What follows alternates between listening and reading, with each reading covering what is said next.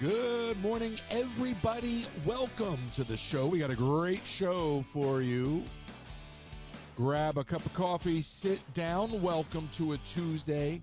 Why is everything so orange over on YouTube? I don't know what's going on over there, but it is a lovely morning. I got my Dunkin'. I'm ready to go. I love that $6 meal deal. I'm ready for you to give me a call, 253-263-1540. Good morning, everybody. Hey now. I think Ellis is going to call him this morning. Not tomorrow, although he might do that knowing Ellis. But 253-263-1540. We've got lots of Disney stuff to talk about. We've got other news to talk about. A little bit of the TikTok side of things. What did I say yesterday? The internet. So lots to cover. Good morning, everybody. Welcome to the show. 253-263-1540. Let's go indeed. I don't like a lot of things going on in this room right now. That looks a little bit better over there. Why is everything so orange over here? You know, you try doing a radio show and a TV show and hosting it and producing it and running the calls and adding sound bites and all of this. It's a lot. But I feel like Benny Hill spinning plates. Good morning. Now, last night we were in the park, and I somehow committed to this. And I say this, even though we're doing radio. This is the Jack Num Num cookie recipe that I received as an annual pass holder. Disney's way of giving back.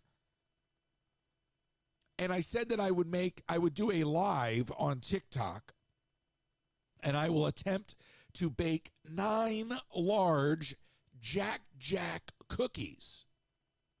Local and available for hire. I love that. So if I can't figure out a good excuse to get out of this live. I don't know how to get out of this baking live. I can't think of one good, and it's very nice that y'all, do what you do with hitting the gift goals and showing your support for the channel. But all I can think is, how do I get out of this cooking live, this baking live? It's not even that's how lost I am. I'm calling it a cooking live because I'm looking at the word cookie, but it's a baking live. And I just got to figure out how to get out of this. I don't know how to, I don't know what excuse to, I love Seinfeld, and one of my favorite things about Seinfeld was when they would come up with really bad excuses, and everyone in the audience would see it, but the characters in the logic of the show would be like, oh, all right. So, and I just love that, right? So I got to come up with my really bad my oven is being decommissioned for NASA or something. I don't know.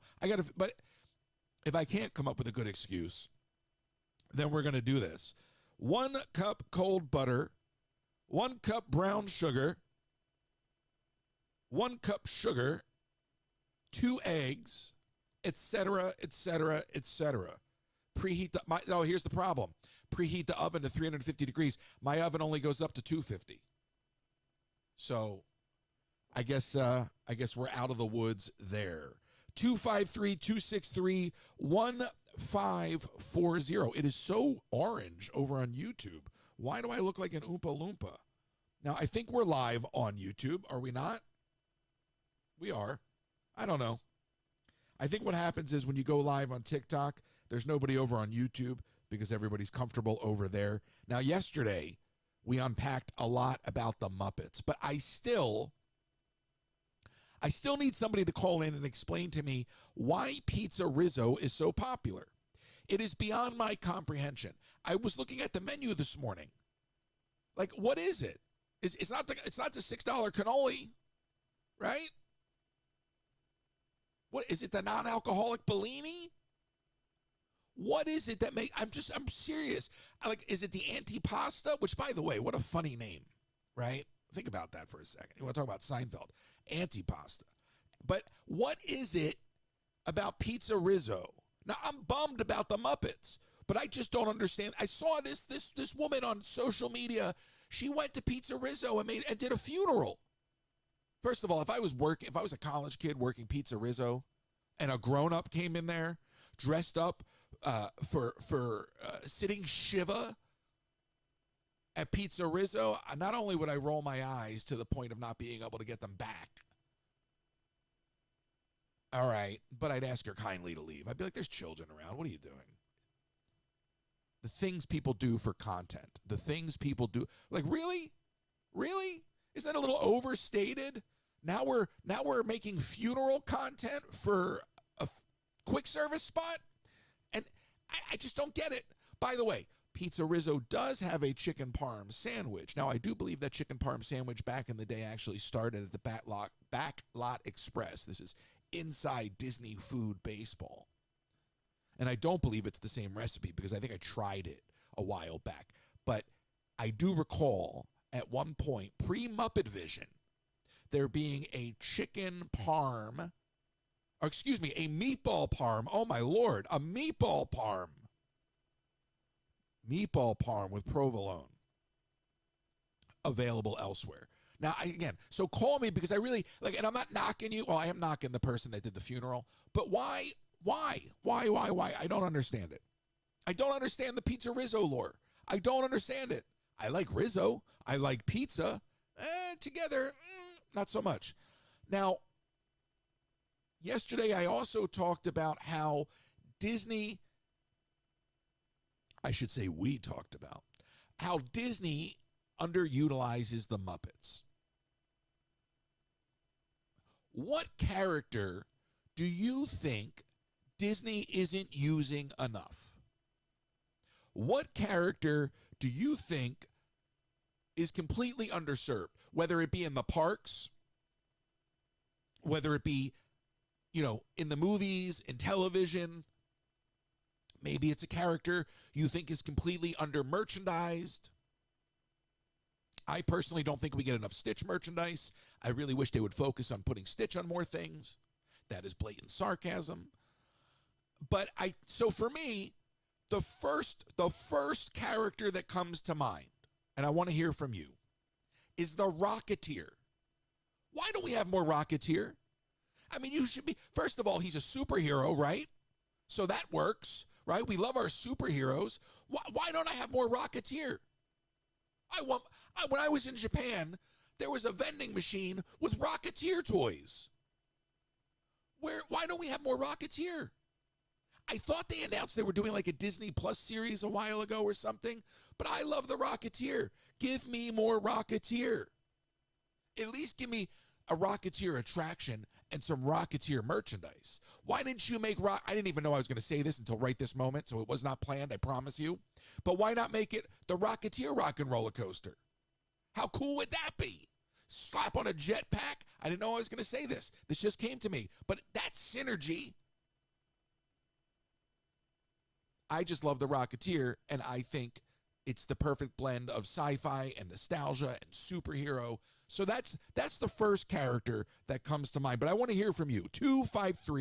253-263-1540. I forgot to post on my broadcast channel. I'm of the mindset people on the broadcast channel on Instagram only want to know when I'm in the park. I'm getting there. I see that, Roger Rabbit. And that's a great call. It's on my list.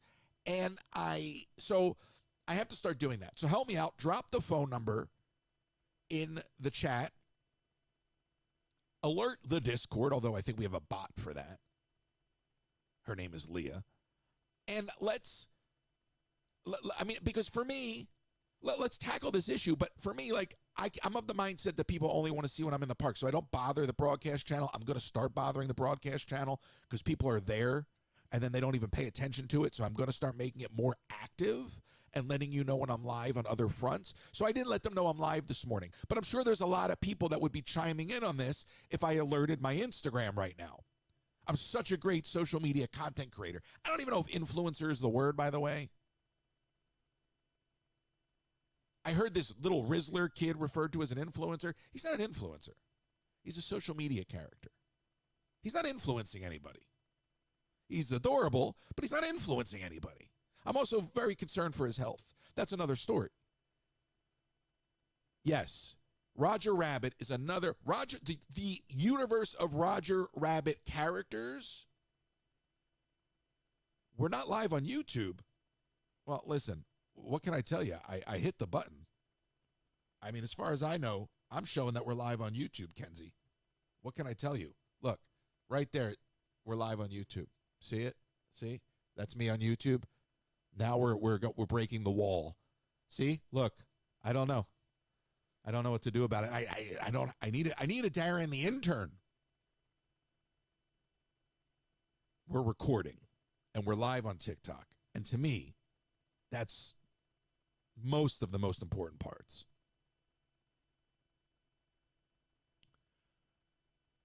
Robert Zemeckis said recently that he has a great script, a great idea for a Roger Rabbit sequel. Disney won't do it. And he alluded to the fact that Disney has already desexualized Jessica Rabbit in the parks, and they won't touch the property because they won't touch the character. Now, I'm of the mindset that we can have Baby Herman shorts, and I'm so glad you said this. I forget who said it, and I'm not looking up. But I'm of the mindset we could have Baby Herman shorts. We could have a Roger Rabbit sequel. We could have Roger Rabbit cartoons.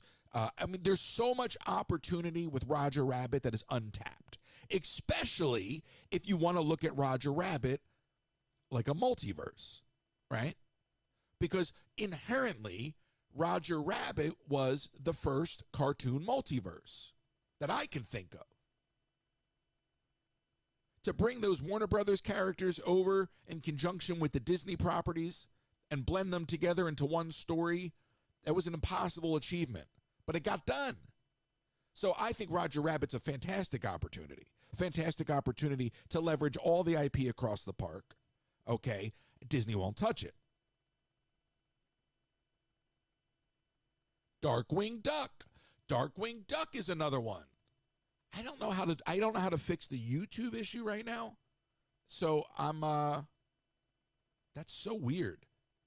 That is so weird. I don't know how to fix it. I apologize. So Darkwing Duck is the third character that comes to mind. Darkwing Duck, part of the Saturday morning, the Saturday morning Disney afternoons, whatever you want to call it. Darkwing Duck, slightly merchandised, certainly merchandised more than the other characters. But Darkwing Duck, totally underutilized. Occasionally, I will see the character at like a Run Disney event. Not that I'm running. I'm just walking around. But that's another character that comes to mind. What characters do you think Disney is sleeping on? What characters do you find to be completely underrepresented, whether it's in the movies, the television side of things, merchandising, the parks, whatever? 253-263-1540. 253-263-1540. Robin Hood is a good one. Robin Hood is a great one. I used to watch that on a VHS tape, a shortened version of it. It was like Pinocchio, Robin Hood, and maybe 101 Dalmatians. And they were on like one VHS tape together. I loved Robin Hood. That's a great one. I've actually seen a little Robin Hood merch lately. Not much, but a little bit. Now, Oswald the Lucky Rabbit is another one. I don't think Oswald is necessarily something, brand-wise that would bring in a ton of money. I think that's more of like Disney culture. But what's funny to me about Oswald the Lucky Rabbit is that he wasn't even with the company. It was Bob Iger who actually was thoughtful enough to seek out Oswald the Lucky Rabbit and return it to the company. One of the first things Bob Iger did, very early on in Bob Iger's tenure, maybe not the first thing, but very early on, and the story goes, he actually traded Al Michaels for Oswald the Lucky Rabbit. Al Michaels, the announcer. So a character that was stolen from Walt Disney, that essentially birthed Mickey Mouse, that was brought back into the fold, really maybe a couple decades ago at this point, but really still only as of late in relationship to the history of the corporation. But that's another character that you very rarely see. You see more Oswald in Disneyland, certainly in California Adventure. They have the Oswald shop, although I haven't been there in a minute. Lord knows it's probably gone at some point. Over here, it's called Oscars and Hollywood Studios, and you very rarely will see Oswald around. Now, again, I don't think Oswald is a missed opportunity. I think, financially speaking, I think The Rocketeer actually is. And the next one I'm going to say I think is too, and that's Mary Poppins. I think Mary Poppins is ageless. And I think you are losing. They were going to do a Mary Poppins walkthrough in Epcot. Okay, and they scrapped it when the pandemic hit. But Mary Poppins is undermerched, underrepresented in the park. She's barely there. Okay, and content-wise, and I'm not saying I want to see a live action. I mean, they did something already with, oh my God, Emily Blunt, right? Was that it? Maybe. So, but Mary Poppins as a whole, you don't need to constantly remake things, by the way, to do what we're talking about. Mary Poppins just needs to be leveraged more. We're talking about leveraging characters. The jump-off point for this was the Muppet conversation, because I'm of the mindset, and if you listen to the conversation that I had with Kenzie on the podcast over the weekend, that Disney doesn't know what to do with the Muppets. And to Kenzie's point, not only does Disney not know what to do with the Muppets, but having paid far more for other properties right after they bought the Muppets, one can only assume they have no desire to monetize them because they don't feel the need to. In other words, we've made our money off of those properties. Let's focus on the ones that we know are the cash cows. I made the joke about Stitch earlier, but the reason you see Stitch on everything is because they know they can slap Stitch on a keychain, on a candle, on a lunchbox, on flip-flops, on a sponge, okay? They can put Stitch on anything and they know somebody will buy it. You know how, like, Disney does the different the different anniversaries for the park, or the different whatever it is, the different milestones, and they have a line of products, and one of the things is the softball. Who the hell is collecting the Disney softballs? Like, does somebody have a shelf of like the 50th? I got the 50th Disney softball. I got the Epcot 40th softball. Like, you know what I mean? Like, sometimes they just make the wrong product. And in the case of something like Stitch, they way over merchandise him. And I don't need Stitch on a baseball. And by the way, I'm pretty sure they sell Stitch on a baseball, softball, either one, maybe both.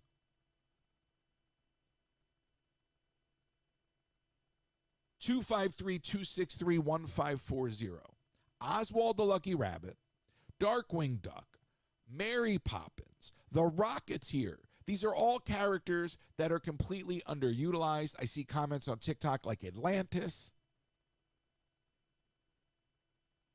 Now, this next one's a little more obscure, and I don't think most people even are going to remember this guy. So I'm going to look over to TikTok because I don't know what's going on the YouTube side, but drop a 1 in the chat if you know who Swampy is. Because to me, Swampy, albeit a fairly new character, was an original character, came from the mobile gaming side of things, and is so adorable. Why not have more Swampy? There we go. Why not have more Swampy? I loved Where's My Water. Where's My Water was adorable. They rethemed it at some point to Where's My Perry, which, okay, cool. But Swampy is a character you created. Disney's always struggled to tap into gaming. It's a fresh character you created through the gaming side of the business. Why not use Swampy? I mean, he kind of reminds me of the Ice Skater, right? The Ice Skater from Blizzard Beach. Where's Swampy? Why don't you put Swampy at Typhoon Lagoon? Why do I have to tell you how to run this business? (253-263-1540). Your kid's dressed up as Swampy. I love that. Please keep sharing the live. Thank you for contributing to the gift goal. There's so many ways you can support what we're doing. Now, I love hearing from you. So please, call in. I want to know what character or what property you think is underserved. whether it's merchandise, whether it's in the parks, movies, television, whatever it may be. I just rattled off 5 or 6 alone.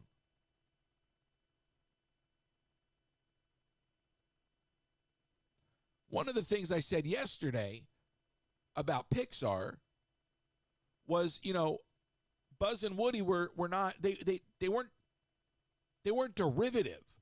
They were original concepts. And if you go and you look back at the early concept art for those characters, they are distinctly different. They were developed really to solve a problem.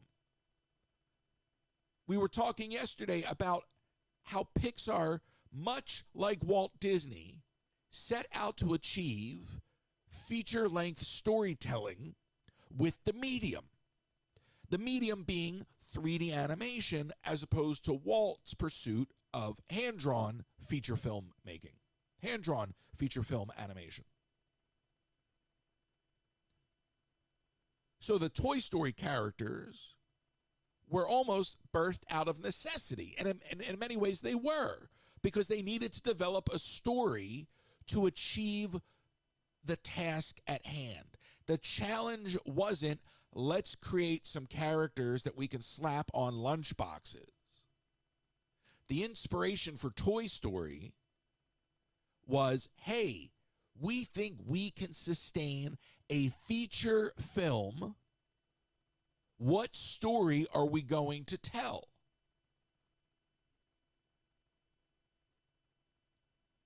And one of the things that makes Toy Story so amazing is not only does it tap into the child's notion that when you walk away, your toys are alive or come to life, but the way they were able to tap into that particular story and those characters to leverage the technology and provide that photorealistic look. And when we all saw it for the first time, we thought, oh my gosh, those look like real toys, right? So why am I rambling about this? Because the development of original characters, the development of original storytelling, birthed out of necessity, is how you get future IP. You don't get IP without development. So listen, we're talking about two things at once here. We're talking about developing fresh stories, investing in new stories, and we're talking about mining characters and leveraging them from a business perspective, because it's still a business, right? It's a creative business. My fear is that the Walt Disney Company has lost sight of the creative side. So all of the data and all of the decision-making behind the data, or all the data behind the decision-making, okay, becomes the safety net. It's very easy to say that I'm going to make a Moana 2 or a Frozen 3 because you would as well. And we know that even if it's not good, it's going to make X amount of dollars. In fact, if you can't make that work on paper, then you don't have a job. All right? But if you can make that work and the movie still stinks, the story still stinks, nobody's going to tell you to leave because you made money. Right? So the desire for fresh stories, the desire to mine characters that are not being utilized, it feeds both sides of the business, right?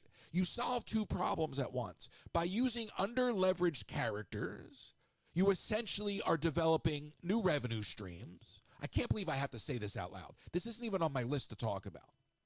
Bob, I really hope you're listening, because I really don't think you know what you're doing anymore.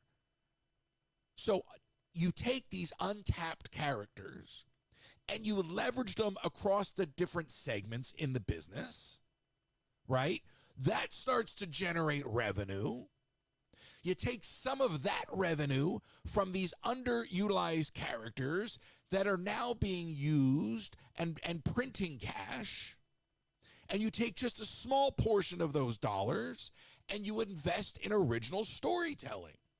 You don't even have to disrupt whatever shell game you're playing with the live action remakes to accomplish this, right? I'm going to say it again. This doesn't disrupt anything you're currently doing. You do this in addition to. You take characters in your arsenal that are under leveraged. You start monetizing them through your different business sectors. And then you take a piece of those profits and you use those to reinvest in original storytelling. Now you can take all this other money you're wasting and reinvest it in these ugly hotels you're building and anything else you choose to do. But at least you're safeguarding the future of the company when you're long gone.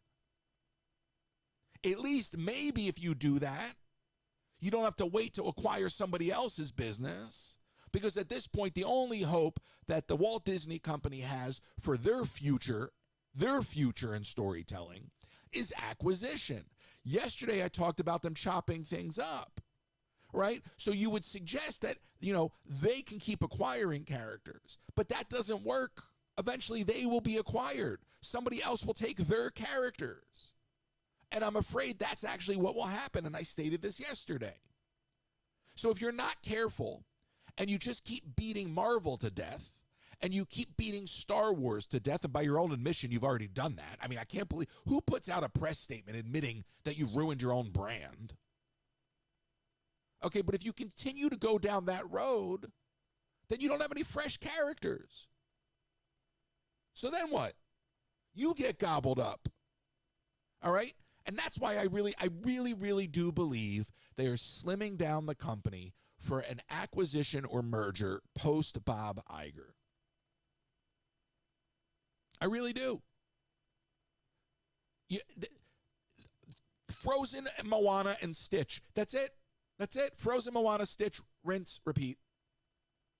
Maybe a wash. That's it. That's all they just work in the same things over and over again. There's no desire to create original stories. 253-263-1540. I think Apple is the natural fit. The race, the arms race for the streaming platforms, I think that's starting to plateau if it hasn't already fully plateaued. And I think what you're seeing, it's a return to the idea that content is king. Content's always been king, but it's the return to the catalog licensing thing. Once there are less streaming platforms, I think what you do is you start to hack up people's assets. Again, NBC Universal just announced they're doing this with their cablers. And then what you do is you start to reconsolidate that way, right? So now this new company that NBC Universal is spinning off will plump itself up by creating licensing deals with other media outlets so their streaming platforms have access to that catalog of content. Then at some point, okay, that company gets sold off and acquired by somebody. And I think at the end of the day, it's all tech companies. So there's a dance being done right now. And I said a lot of things yesterday. That's what happens when you sit here and talk for as long as you do. But it's the expanding and the contracting of the industry. It's the hyper consolidation, it's the divesting, and then it goes on and on and on.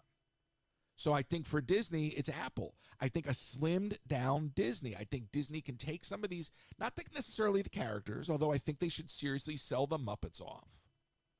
Back to the family, back to the Hensons. But I don't see, other than them unloading cable assets and maybe product that goes with it, and by product I mean shows, content, I don't see them unloading necessarily the characters of it all. But yeah, I think Apple's the natural fit. And if you look at Pixar is the conduit between the two corporations. Pixar started through Apple. Steve Jobs basically put Pixar on. And Bob Iger stated in his book, The Ride of a Lifetime, which makes a great shim if your coffee table's a little off kilt. But he stated, had Steve Jobs not passed away, they would have merged. They would have merged the two companies. So the only thing that kept that from happening back then was that. And I think once Iger's out, that's the inevitable. And Disney and Apple, as much as I don't like the idea, it's a marriage.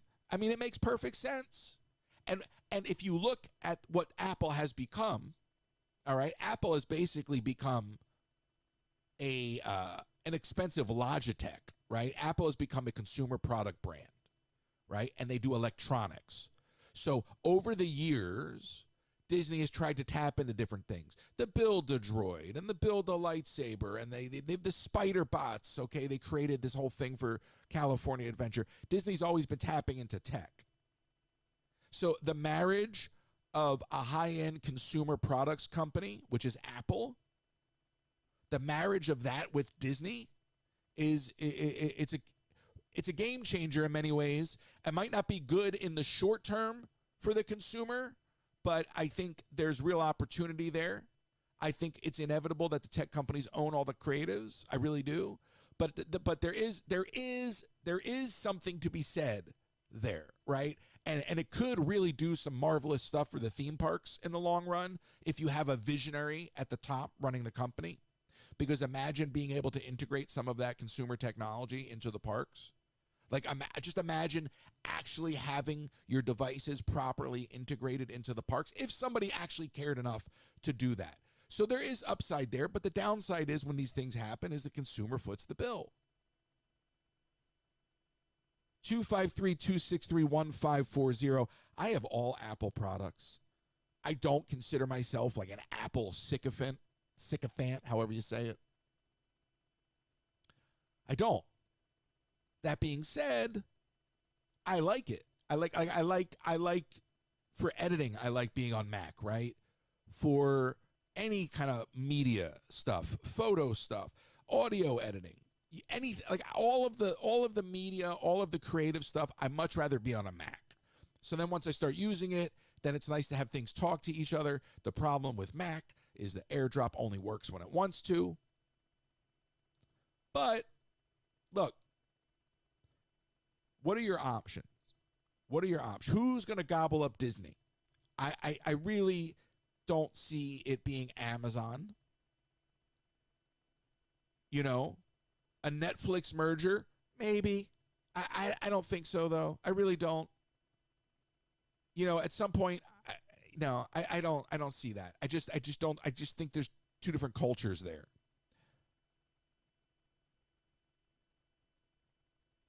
But Disney has Hulu outright. They have Disney Plus. They're building this new ESPN app. I mean, they are trying to become a tech company, right? So at some point, being married to a tech company is inevitable. It's inevitable. And it's really the only way to survive. It's the only way to survive. You know, Comcast, NBC Universal. Comcast isn't a full-blown tech company, right? But they're an internet communications company. They're a telco, right? I mean, Comcast now does, internet and all of that, internet service provider, right? But it's still technology, right? There's still infrastructure there. So I think inevitably that's just going to happen for this company. And I really do believe some of the decisions being made by the Walt Disney Company as of late are based off of keeping the company light or lightening it up by not overutilizing land, by hacking away at what's already inside the park perimeter as opposed to expanding outside of it. 40 square miles of property, 2/3 of it's untouched. And I think it holds more value for the company if they don't touch it than trying to use it. Look, the Walt Disney Company is not impervious to acquisition. And I'm not even talking about friendly acquisition. The Walt Disney Company has a history of hostile acquisition attempts. The most recent one was Nelson Peltz. Comcast, long before Comcast ever owned Universal, Comcast made a hostile acquisition play for the Walt Disney Company. Okay? Then you go back to the pre-Eisner days and the whole Stanley Gold debacle and all of that with Roy Disney. So 3 times in the company's history, they faced the threat of being completely obliterated. They are not impervious. There's this sort of aura coming out of the C-suite that they're infallible. And I think when you have a guy like Bob Iger who leaves and comes back and thinks he's the second coming, it's pretty hard to tell a guy like that what he should or should not do. And even if you can get his ear, is he going to listen? No. So let's see. Let's see what fresh leadership brings. But the thing is, the company as it stands right now it's a mirror. It's a mirror to that era pre-Eisner in terms of being creatively bankrupt. The only difference is the size of the company, okay? And yes, in many ways you could say, well, the stock is up and the parks are doing great and all this, that, and the other. But they're creatively bankrupt, all right? They're doing all these live action remakes. It's become a sequel factory. The parks are losing their thematic integrity, and the brand overall is losing its identity. If you really take a look at it, you know, Disney started losing people when they dipped their toe into public discourse. Nobody wanted them talking about politics. So that was the beginning.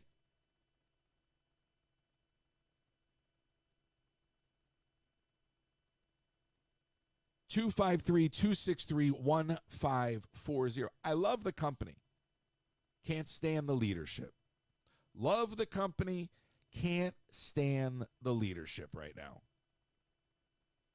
And there's such a lack of care and consideration for the founder. And that blows my mind. In any business.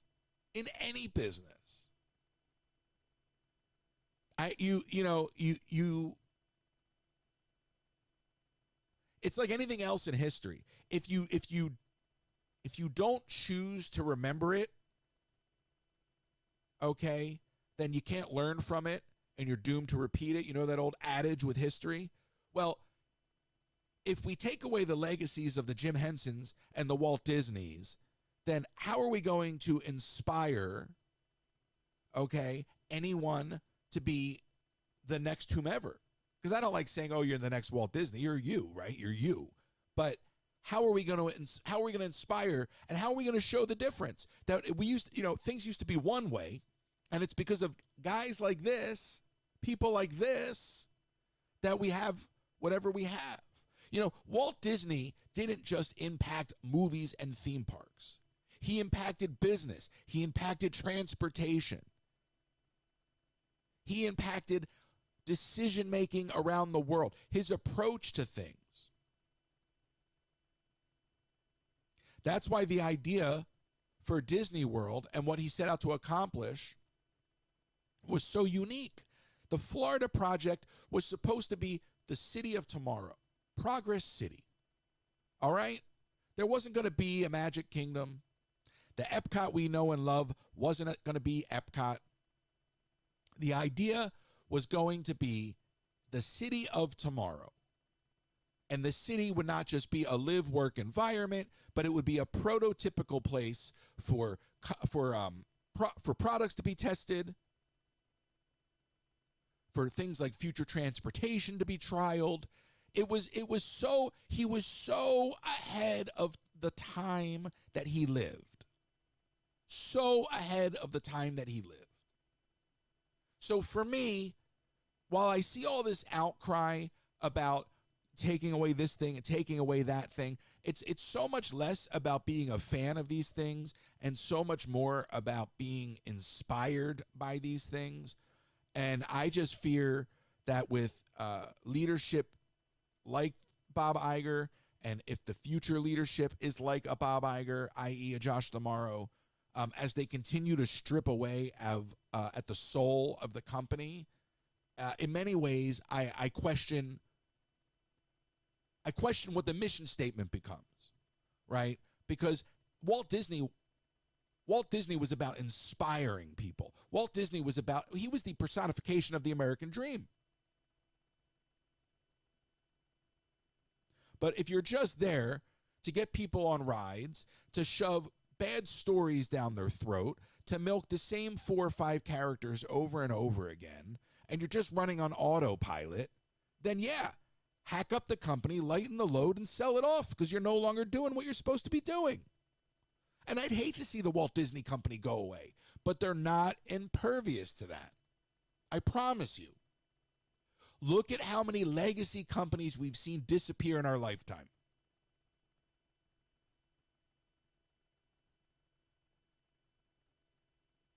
(253-263-1540). I'm going to move on from this dystopian take on the Walt Disney Company.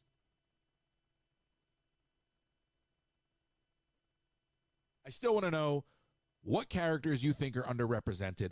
I still want to know what makes Pizza Rizzo so special. I don't get the hype. Is it really just the fact that Rizzo's kind of cute and Pizza Rizzo's kind of fun to say? And is that it? Is that really it? It's not the pizza. I know that.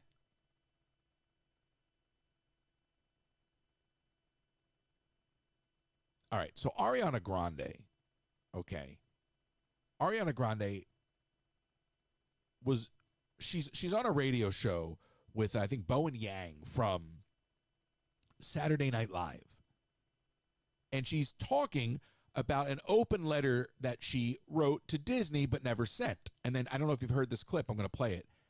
And then she goes on to read it like in 60 seconds. I think they were trying to see how quickly she could read it for something. And anyway, but she has this open letter about saving Tower. And I mentioned this before, and I'm thinking, why is she talking about Tower? And this is before the Muppet announcement, all of this stuff. This is going back to, she wrote this during the pandemic. So this thought of hers has existed for quite some time. But anybody who can read the tea leaves will tell you that the retheming of Tower is inevitable. So she's got this plea to the Walt Disney Company. I want to see if I hope I don't botch this. She's reading it really, really fast, too. Some of my fondest adult professional memories have been you know what? It would probably help. It would probably help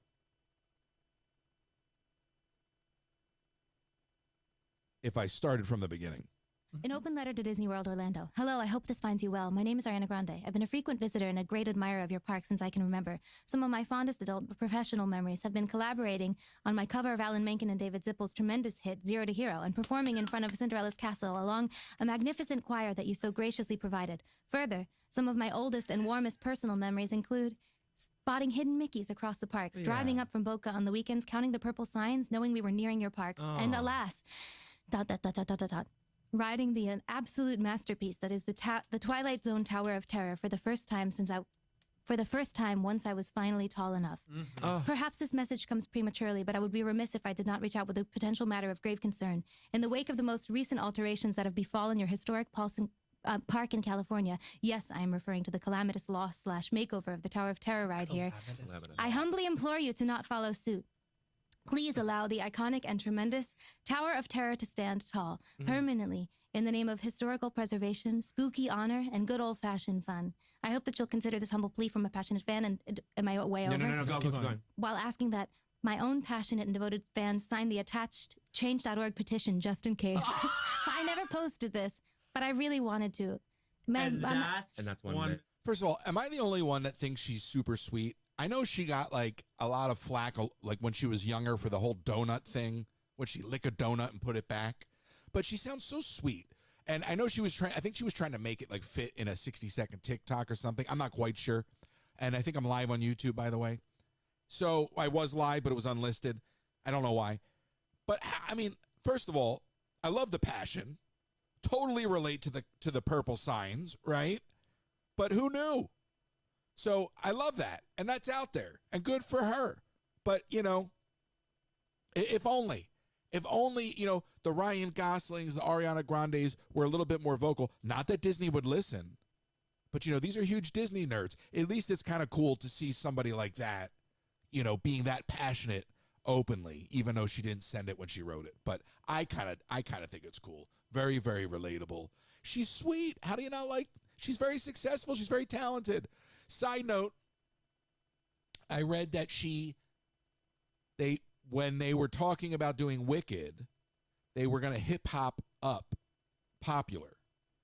And she said, don't you dare.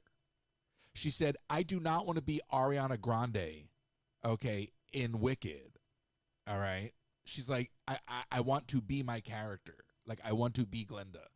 So I thought that was kind of a cool thing. She seems very, very cool. I mean, look, people make bad decisions. She's grown up. I remember that donut thing, but look, who cares? All right. Good for her. Love that she's a Disney enthusiast. Always fun to see somebody like that, kind of, like Russell said, out there being relatable. It's very cool. But also, look, I think the ride is at risk of going away. I really hope it doesn't. But with this current leadership, anything's possible. That park, I was in there the other day, and Hollywood Studios has become a lesser version of California Adventure. I can't believe it. I don't know how that has happened. How has that happened? All right, let's go to the phones. You're on the air. Who's this? Good morning, Royce. It's Heather. Good morning. How are you? Good. How are you? I'm doing good. Nice to hear your voice.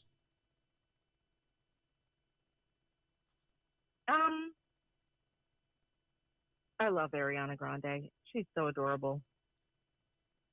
She is. Yeah. She's just adorable. That's not why I'm calling. I know, but she's smaller than Kristen Chenoweth. But go on. Yeah. No, she's just beautiful. She's adorable and so talented.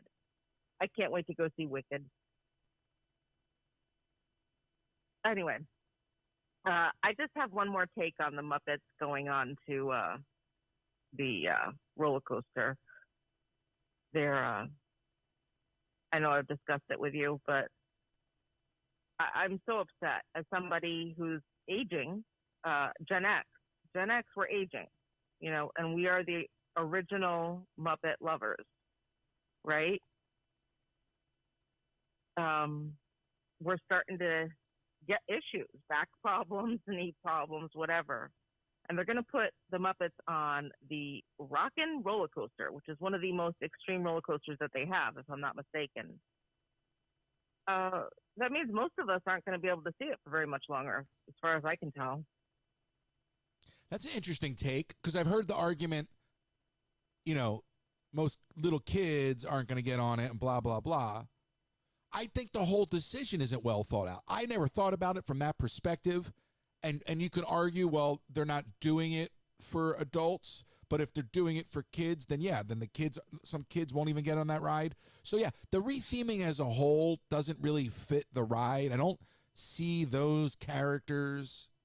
We talk about solving problems. I don't think that's solving any problems operationally speaking.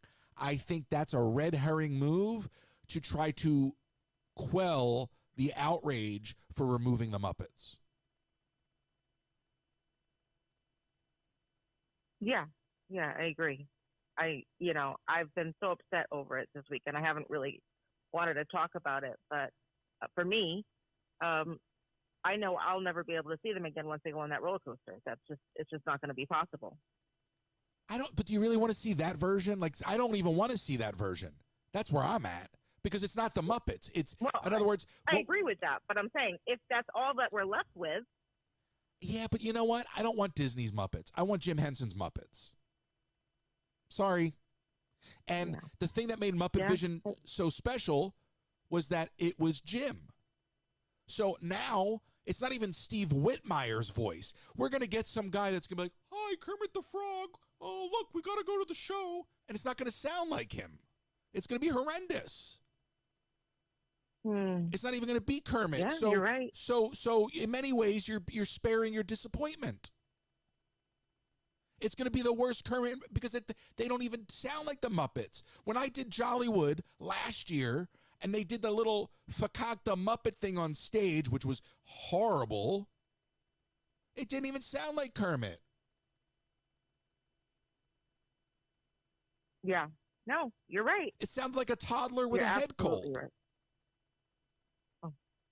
I heard someone say this weekend that we all need to go online and start watching all the Muppets episodes that we can on Disney Plus and let them know that they do matter to us. And they don't care. I don't know if that really will solve anything. Heather, can I tell you the truth?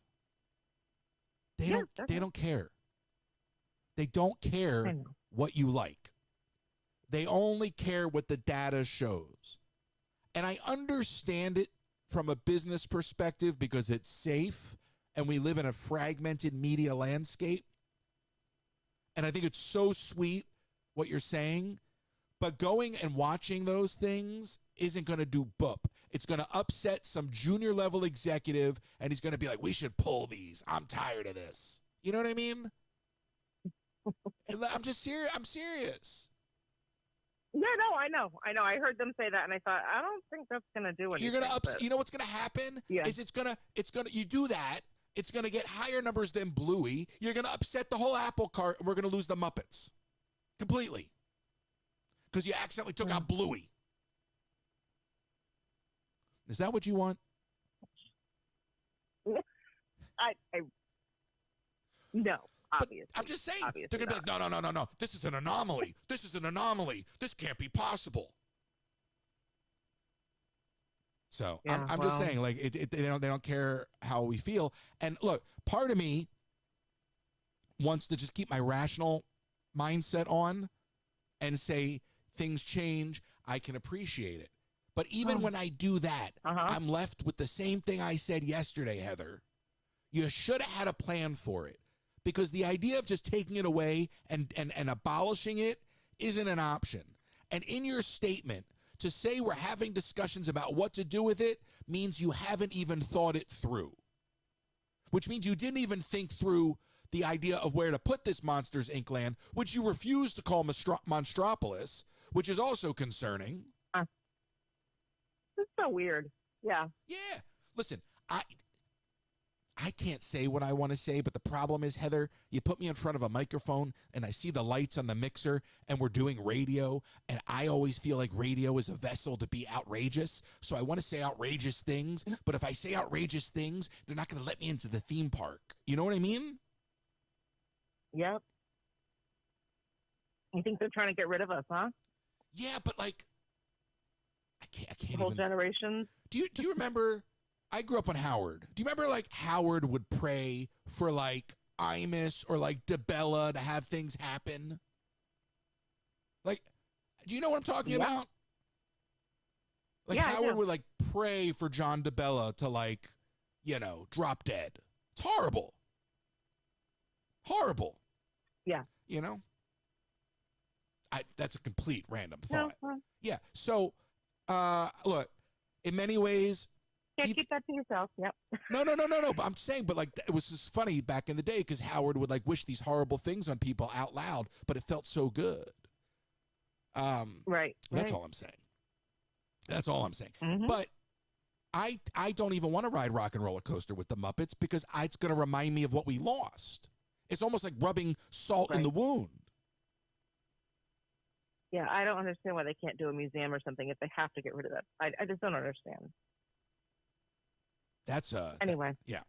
So it's a temporary solution. There's really no long-term chance that I don't know what's going on. There's something going on TikTok, Heather. Isn't there always something going on TikTok? I know. You can't leave the kids to themselves for more than 3 seconds.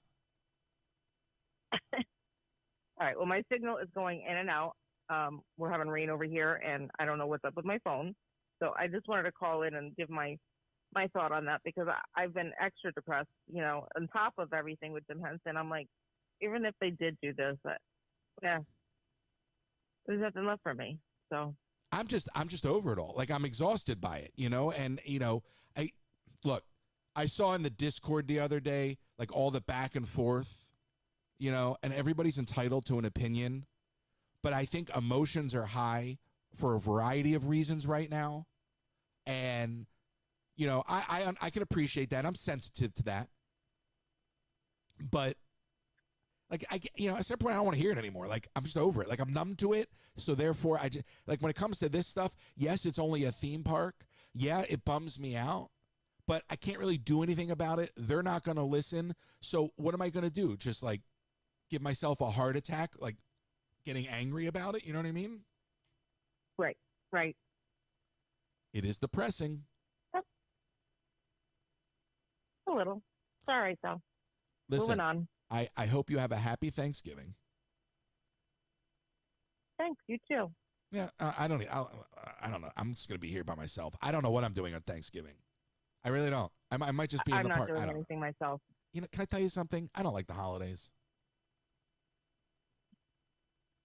It feels disingenuous. No, why not? No, I love Christmas. Like I love the vibe of Christmas, but the idea of like everybody getting together and liking everybody for like a couple days out of the year and then going back to hating everybody the rest of the year just seems very disingenuous to me. Fair enough. Fair enough. I wish we didn't need the holidays to practice kindness and understanding.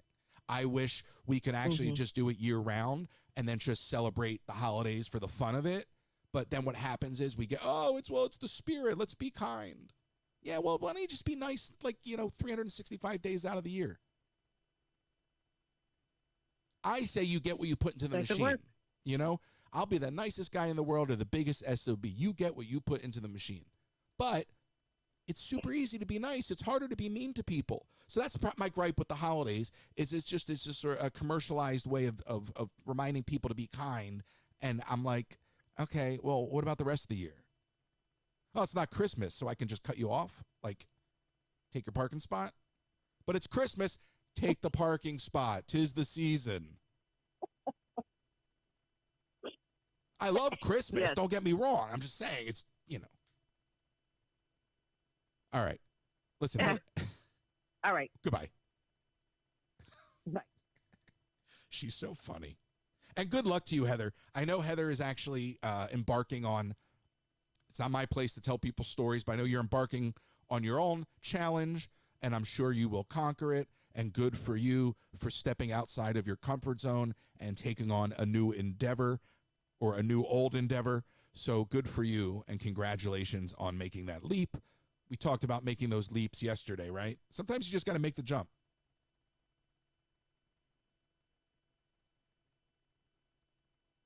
I still want to hear from you. What characters do you think are completely under-leveraged? Now, I haven't had the chance to talk to you about IAPA in detail, and I want to take a moment because it's so cool. It's so cool. We're talking all about Disney and what they're taking away and what they're modifying and changing, all this, right? But if you've ever thought about what it actually takes, to do this stuff, and so first off, I've been to many conventions. I've been to trade shows, all these different things. This was like the definitive show for me because it's everything from fog machines and bubble machines and snow machines. And we're talking industrial grade, right? Like, everything's running over like DMX and ArtNet and all this kind of crap, right?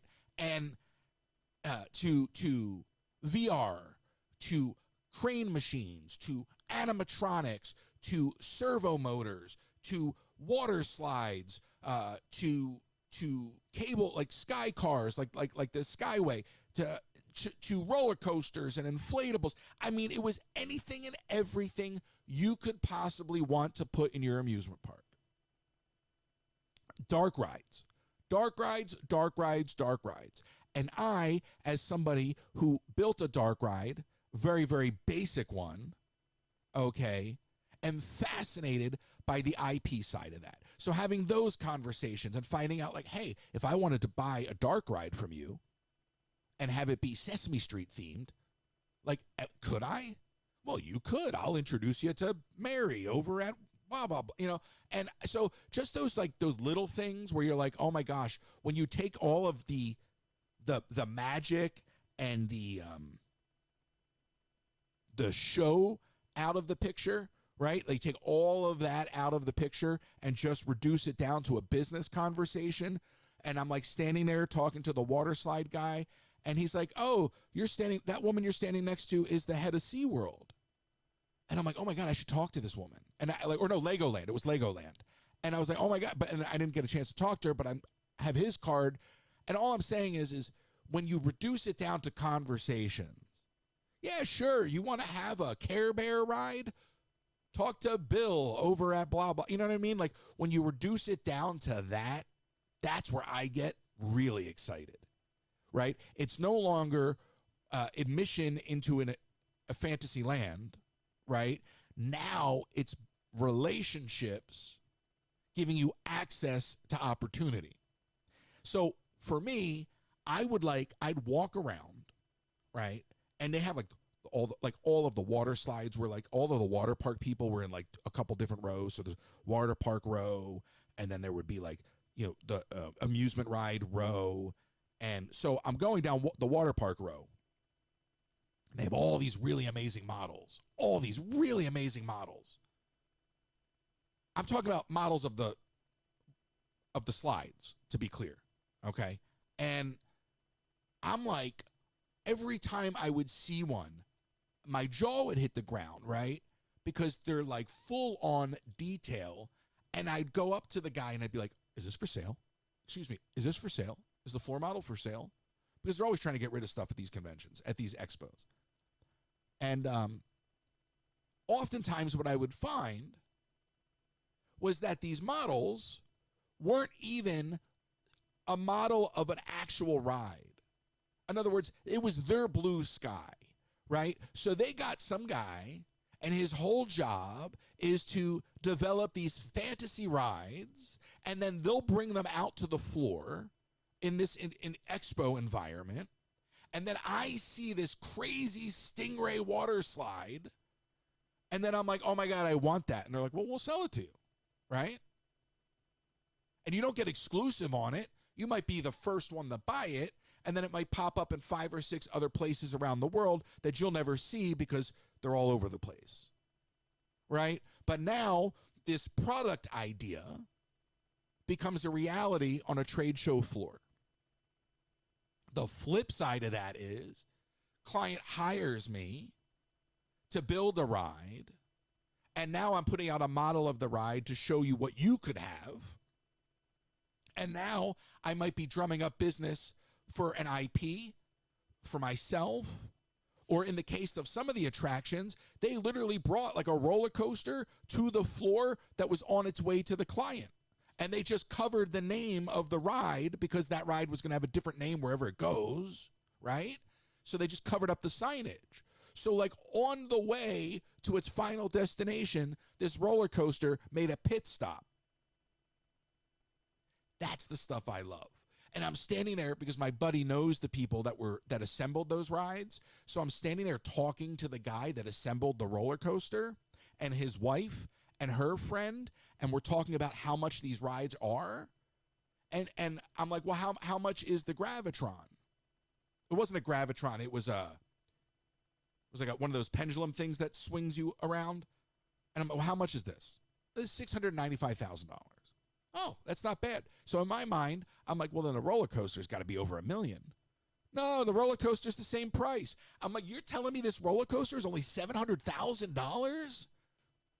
And you're like, these words are coming out of your mouth, and like you're like, well, because in the realm that I'm in, $700,000 for a roller coaster sounds like a great deal. And you start to look at these things and you're like, gosh, what is holding back anybody from building a theme park, building an amusement park? Just money, just money. So that's where I get inspired, because I'm walking this floor and I'm like, somewhere in the world, there's a guy or a woman. I was going to say gal. There's a guy or a woman who has several $1 million that they need to put into a project. Okay, they've got money to burn, and you look at it and you're like, well, that's what OPM is all about. And I was kind of talking about this at the end of the show yesterday.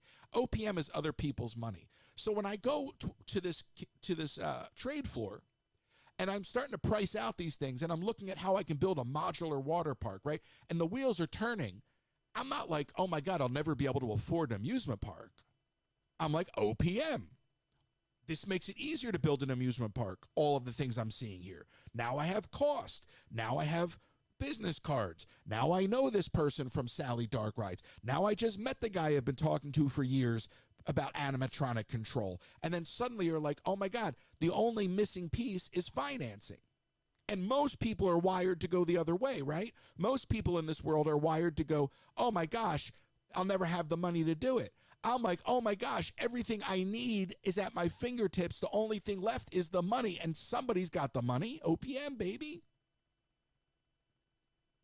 That's the way the world works.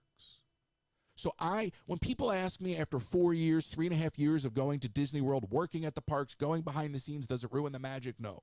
The real magic for me has always been the business and operational side of things. And that's the way I'm wired. So I'm walking this floor. I'm having conversations with this one guy about a magnetic roller coaster. I'm having another conversation with another company about 3D printing animatronics. I was trying to show you something the other day along those lines on that one live. So having all these different conversations, I'm talking to different ride manufacturers about steam and STEM, many of which were very interested, like totally understood the gap in the market, talking to ride manufacturers about how there's a gap in the market to educate and inspire the next generation of industry members, whether it's ride techs or ride developers or engineers or graphic designers, whatever it may be. So I'm walking around having all these conversations, and I'm like, I got to build an amusement park. Like, I have to build an amusement park. I thought I was never going to feel that energy ever again.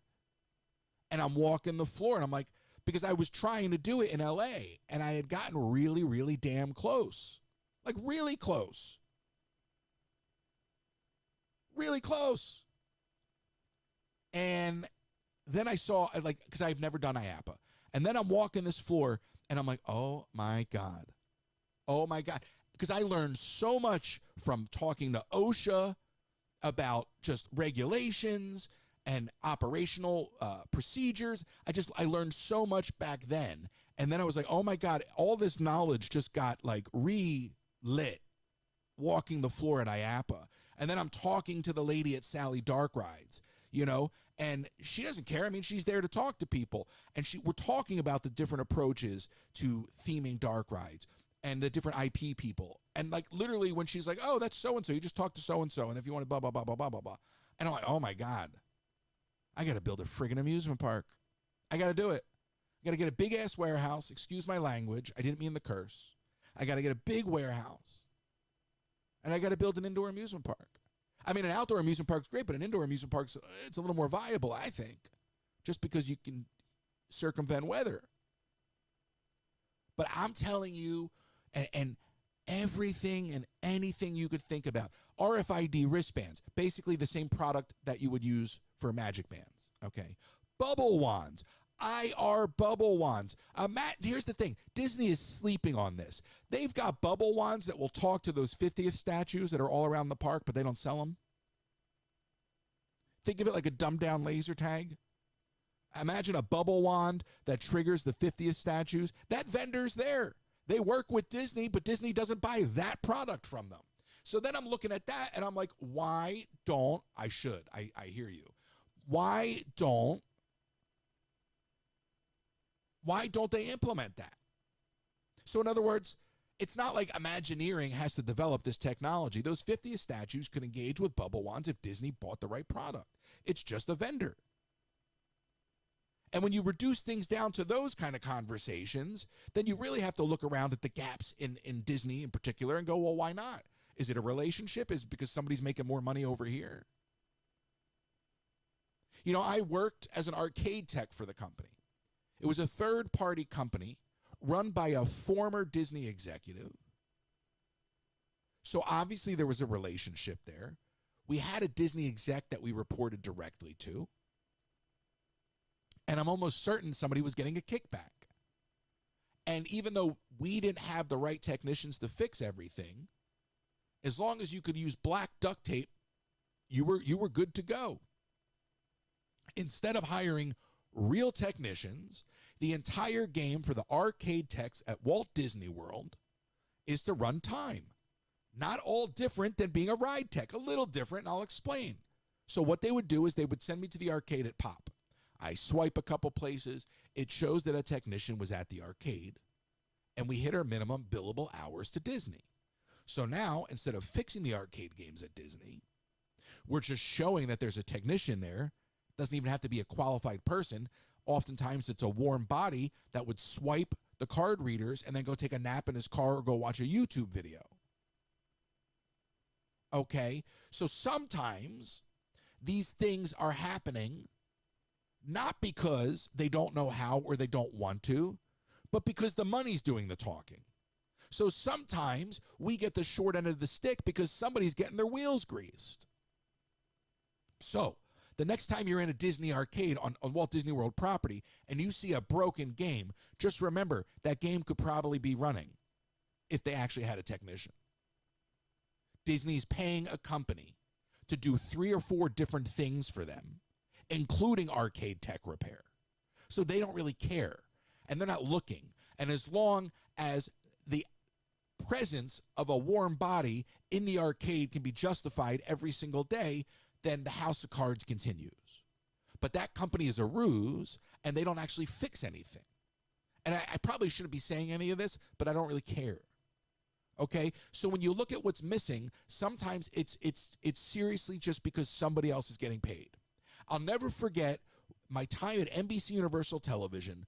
One of the things I used to do at NBC Universal Television was start TV shows. It was my job for my boss to kick off a show. So what does that mean?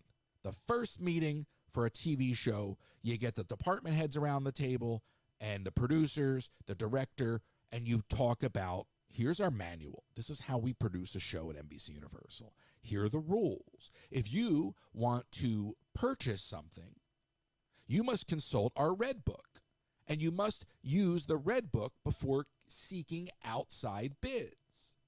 Now, the Red Book, in theory, should provide you the best possible deals, but it didn't, because the Red Book was all sweetheart deals. Some guy within the company has another company in the Red Book because he's getting a piece of the sales.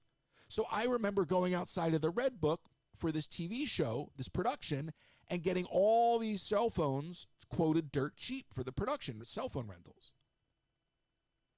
But the Red Book vendor had to be used, and he was more expensive. So I called the sourcing department.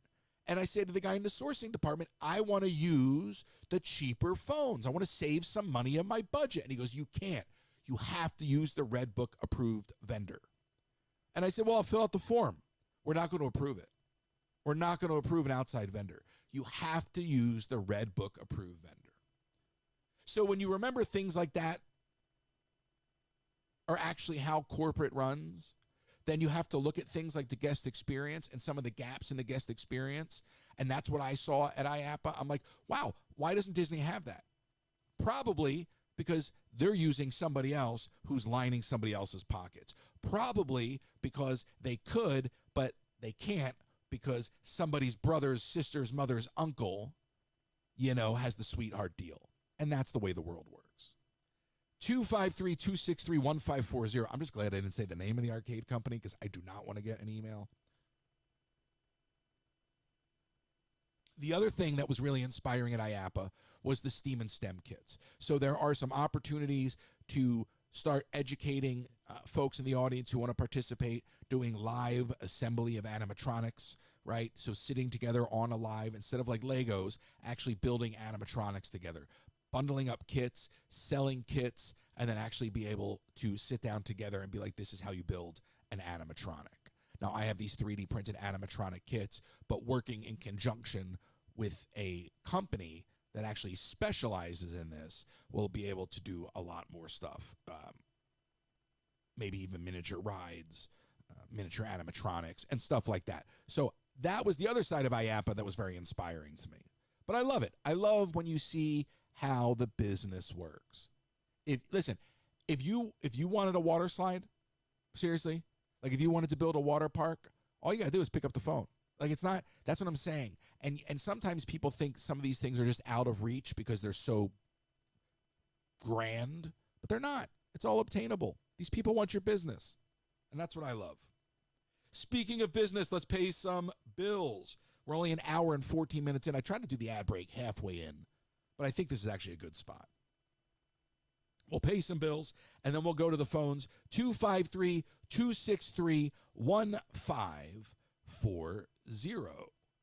I could have pre-recorded these ads, but I feel like I have to do the work and reading them live. That's just my work ethic. It's a little exhausting. Here we go. Ready to spice up your kitchen this holiday season? Pampered Chef has all the goodies from spatulas and mandolins to amazing pots and pans and knives. Plus, don't miss out on small appliances like the deluxe air fryer and coffee maker to make your holiday cooking a breeze. Reach out to Colleen Herman, pamperedchef.com/PWS/Colleen Herman. pamperedchef.com/PWS/Colleen Herman. On vacation and the unthinkable happens. Have you been injured in an accident? Don't wait. Get the help you deserve when you need it the most at the law offices of Nicole M. Kennedy. They fight for your rights and work tirelessly to get you the compensation you deserve. They're here to guide you every step of the way. 305-213-5438. Call now for a free consultation. You don't pay unless they win. 305-213-5438. The law offices of Nicole M. Kennedy, your trusted advocate in times of need. Last minute shipping from the parks. Did you buy that lightsaber and now you don't know how to get it on the airplane? Well, my friends at the UPS store located right behind the Magic Kingdom are going to help you out. They also have a notary if you're local, and of course, P.O. boxes. Visit my friends at the UPS store located at 6526 Old Brick Road. As always, William.bailey will help you with your travel needs, cruises, theme parks, or anywhere around the world. William will help you with competitive pricing, customizable destination planning. William.bailey, William.bailey at academytravel.com. Reach out to William.bailey at academytravel.com or go fill out the travel form on my website, Royces.com. Sometimes we are so worried about this life and this moment, we forget to plan for the life of those we leave behind. With no estate plan, you could be leaving those you love the most with high taxes, probate fees, and an incomplete or divided estate, and legal fights and fees. A will or trust is not just for the Rockefellers anymore. If you live in Florida, contact RK Law today to make an appointment and safeguard the future of those you love. Send an email to Russell at rklawpro.com to schedule your appointment. That's Russell at rklawpro.com. And as always, you can go to my website, Royces.com, and take home your Joe Coconut today. That is a lot. That is a lot. That is a lot. Thank you to all of our sponsors. 253-263-1540. All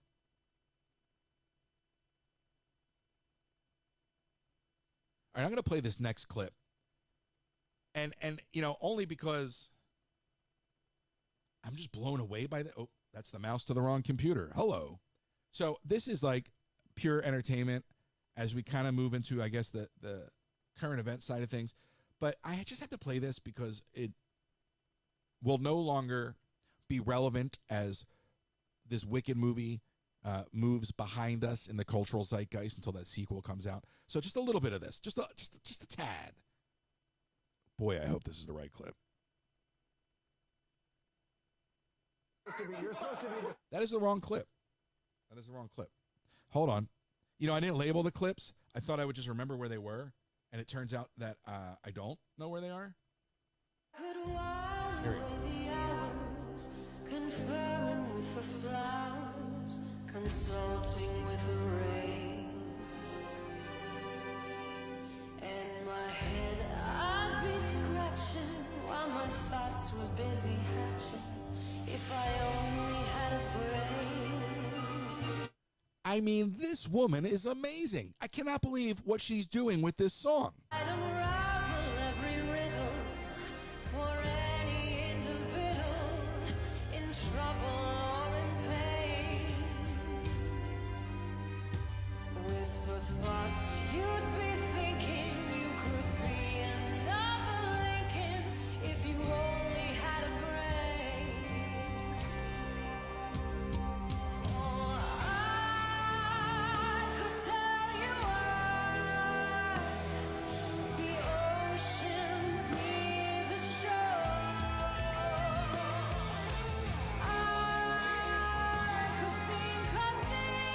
Wow. I mean, just chills. That's Kelly Clarkson. Just chills. I don't know who arranged that, but phenomenal. You want to talk musical theater? Phenomenal. I just got chills listening to that. Chills. I just wanted to share it with you in case you haven't seen it, but just unbelievable. What a talent.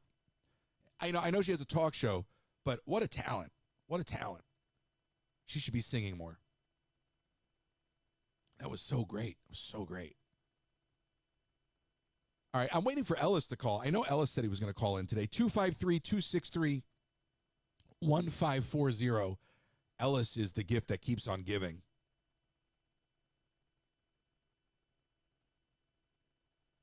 I do want to remind you, yesterday was Keena's birthday. I do want to remind you that we are still taking support gift cards via the email address Keena is to help folks in need in North Carolina, especially going into the holidays. So that email address is on the Discord. Please go seek it out. I saw a news article that an organization has come together and they're going to serve I think it's 5,500 meals to folks in North Carolina for Thanksgiving. And I think that's fantastic. And I was so happy to hear something being discussed relating to North Carolina on the news. These folks are still struggling. So thank you. There's been some real generous support lately. So thank you for sending your gift cards, Walmart, Target gift cards, Amazon gift cards to the email address. It's on the Discord. I'm sure somebody will post a reminder. But thank you for your support over there. I appreciate it. Keena appreciates it. I think we're going to hear from her tomorrow a little bit on that front too. But I wanted to point that out because, oftentimes, we forget. And the 24/7 news cycle is such that once things go, they don't seem to come back. Yeah, it kind of, you flash in the pan and then we move on. So it's kind of nice to see that is happening. So thank you to everyone that has shown their support through our community. And I applaud this organization for what they're doing. 5,500 meals to those in need. Now, I posed a couple questions at the top of the show, 253-263-1540, 253-263-1540. What Disney properties do you think are underserved? What characters do you think are undermerched, are not utilized enough in the parks? Perhaps you would like to see them used more in TV and motion pictures. What characters, what stories do you think Disney is sleeping on? Tell me. And then also, if you love Pizza Rizzo, please call in. I need to know what the fascination is. I don't get it. I want to understand it. Somebody call in and you can educate me, hopefully. 253-263-1540.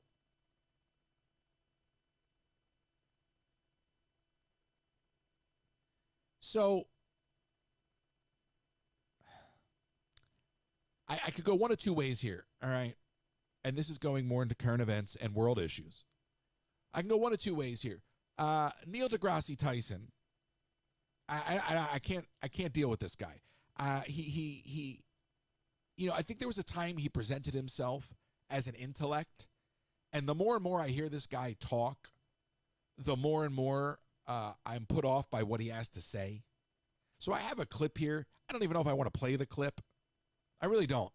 But I just, I think sometimes, we put people up on a pedestal.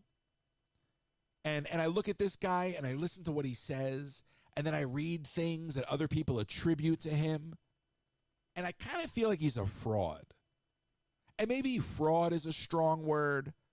But when you listen to him talk, I feel like in many ways he's just saying things to elicit a response, or maybe even perhaps parakeeting things that other people say. But I have this clip of him on Bill Maher, and I was going to play it. I don't even know if I really want to listen to it, honestly. I just want to note that, look, growing up, we had Mr. Wizard, right? We had Beekman's World. We had Bill Nye. What is this guy doing? I know he had the Cosmos, but I feel like this guy is just a facade. And I'm not saying, then there's Mythbusters, right? What is this guy doing? He's just out there blowing hot air. And I read this article. It wasn't an article, it was a post, excuse me. I read this post about a time that he spoke to a bunch of, I think it was MIT kids that were trying to figure out space travel. And his response was, why? You're already in space.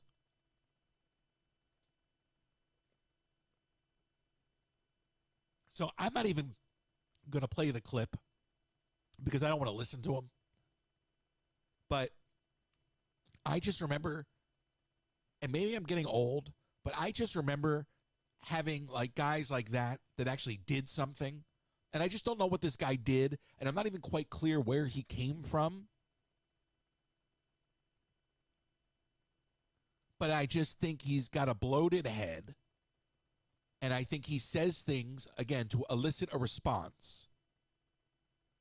But I don't think he's really that smart. I really don't. I don't. Sorry. I was going to play the clip. I don't want to play the clip.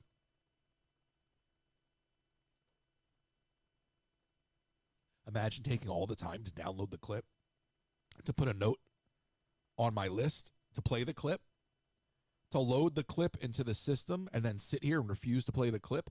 But I just don't. Because you know what?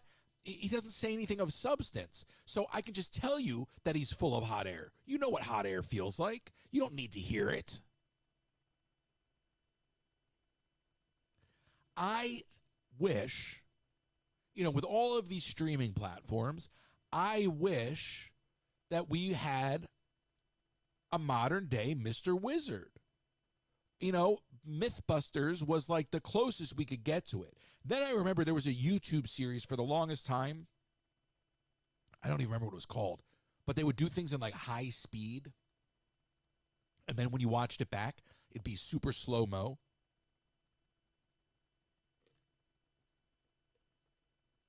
So they would take like box fans and put them in a circle and then light a fire in the middle and like film a vortex, or they would do like, they'd shoot like ink into water and film it in like 4K high def slow-mo, or high speed rather, and then play it back and it would be like slow-mo. Just like, and even though they weren't really kind of giving you the DIY of it all, it was inspiring. It was technically inspiring. The Mythbusters would walk you through what they were doing. We need more stuff like that.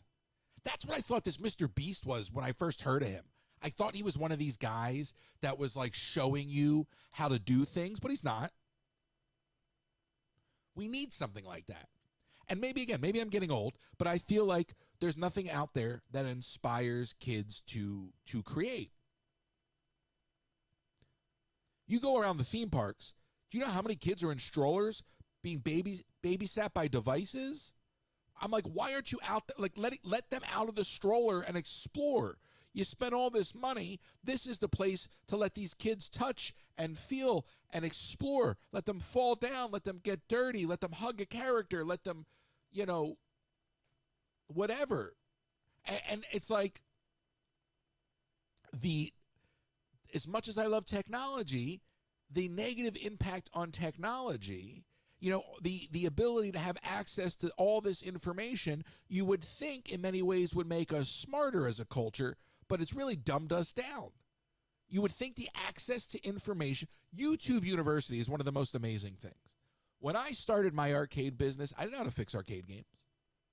I've never even told this story. I always wanted to own a Donkey Kong. I love Donkey Kong. I grew up on Donkey Kong. I thought it was a super cool arcade game. So I find a guy on like OfferUp or Craigslist. And he has a Donkey Kong. How much do you want for this Donkey Kong? $400. Okay. And you're going to deliver it? Yeah. The guy never shows up. And I'm waiting for him. He has my address. I don't like dealing with people off the internet like this. You're just inviting some stranger over. My move is I always give them the address across the street in case they're crazy. All right. So I don't even do this stuff anymore because I just don't want to. It's not worth it to me. If I can't sell it on eBay, forget about it. So this is in California. So anyway, so this guy messages me that his truck breaks down, and I think he's full of it, right? Like, I'm like, I don't believe this guy. Where is he? My truck broke down. And then he sends me a picture. He's stuck in a gas station parking lot. And he's got the Donkey Kong on the back of a pickup truck, and he's plugged it in somewhere at the gas station, and he's standing on the back of the pickup truck playing Donkey Kong. And I'm like, this is fantastic, but are you coming? Right? Well, I think the guy never shows up.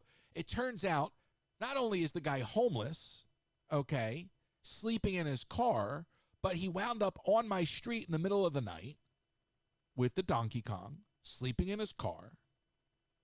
So I wake up in the morning and realize that the guy's there. I don't know what time in the middle of the night he finally got his car running and shows up. How weird, right? Now I feel like this is strange. This is just all weird. Finally, I go talk to the guy, and he opens up the back doors to his truck, and he's got like a closet in there. I mean, literally like a hanging rack of clothes. I'm like, oh my gosh, this poor guy's living out of the truck, but he needs the money. So I buy the Donkey Kong. I think when it was all said and done, I got it for $360. I think I saved $40 because he just wanted it gone, and I was a little sketched out, and he's whatever. So $360. I take the Donkey Kong. I roll it into my garage. I plug it in. There's no sound. There's no sound. I bought this arcade game and it's broke. It can play, but there's no sound. I don't know. I'm a technical guy. I don't know anything about how arcade games are set up. And I have no clue. So I open it up and I'm looking. I'm just looking to see if I can notice anything obvious. And I'm like, oh, one of the wires on the speaker isn't plugged in. Little slip-on connector. So I reach up, I pop it on, plug the game in. Oh my gosh, I've got sound, I've got audio. In my mind, I just fixed the arcade game. All I did was plug the speaker back in. Okay? That got me on YouTube to understand how to fix whatever the next problem was with the game, the power cord or the joystick switches, whatever, the button, whatever, right? And then then I buy the next game. And then I'm back on YouTube. And it was my education from that Donkey Kong on YouTube that went from one Donkey Kong machine to a garage filled with 6 games, all right, to getting into a business relationship with a guy that's been doing it for like 50, 60 years and having a garage filled with like 20 games, thinking that was like the most games I'd ever seen in one place outside of an arcade, to winding up in a 5,000 square foot warehouse with 200 machines. So many arcade games crammed into a warehouse that we're walking on the roof of the machines. So many arcade games that we used to walk across the top of them to find the one we were looking for. We called it the stack. I got 2 more warehouses out of that. YouTube University.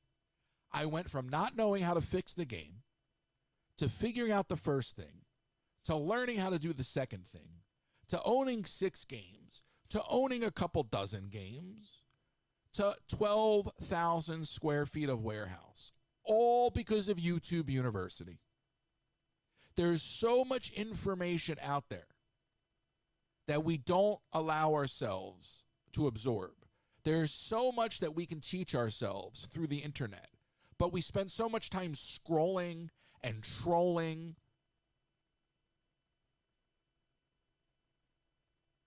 Think about it. That business was very successful.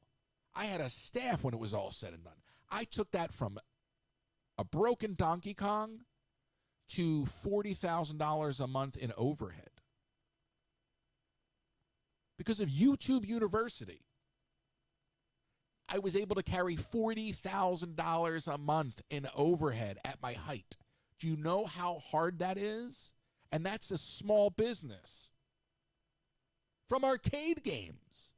birthday parties. I'd have 2, 3, 4, 5, 6 parties a weekend on top of sales, on top of rentals, all because I learned on YouTube how to fix arcade games. If I had that arcade now, I'd have my amusement park. I was halfway there. So I say all this because when you look at how fast information spreads and you look at the downside of social media, I think it's important sometimes to remind folks about the upside. That you can educate yourself. You can become an expert almost overnight. I didn't know boop about fixing arcade games. And now I can run circles on most people. Listen, there's a video series that I should probably release that we shot for my old business called Royce vs. Machine. It was like a Wreck-It Ralph thing. And I would walk up to an arcade game. They'd pluck an arcade game out of the stack that was broken. I'd have no idea what was wrong with it. And they'd run the camera, and I'd walk up in real time and have to fix it. And most of the time, I fixed it. I can walk up to an arcade game, plug it in, never touch it, and diagnose the issue. If there's something wrong with it, in other words, I can look at an arcade game without ever opening it and tell you what's wrong with it. Because I know how it works. But I didn't know how it works without YouTube. And I say all this because if you're sitting there listening, I want to remind you, stop scrolling. If there's something that interests you, write it down on a sticky note. And when you have time, go find that video and go watch it. Maybe you've been wanting to figure out how a Raspberry Pi works or an Arduino. Or maybe I talked about these yesterday, and Keen always laughs at me. But maybe you've got that Cricut sitting in the box, or that Silhouette sitting in the box, or that 3D printer sitting in the box, and the only thing stopping you is you don't know how to use it. Somebody bought it for you. It's collecting dust. That might be the thing that actually sparks your business. I've seen it. I have the good fortune to have caught lightning in a bottle several times throughout my life. There are patterns to it, okay? And sometimes the only thing holding you back is you. The information is everywhere. You don't even need to pick up a manual and read it anymore. You can go watch a YouTube video, and somebody will take you through the step-by-step procedure of setting up something. And before you know it, you're off to the races.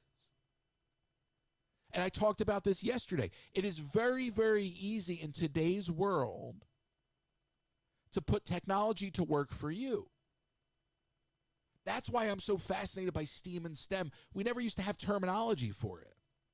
We used to call it tinkering. When I was a kid, I would tinker. I'll never forget. I was a little kid. I would trash pick in my neighborhood. My parents would think I was crazy.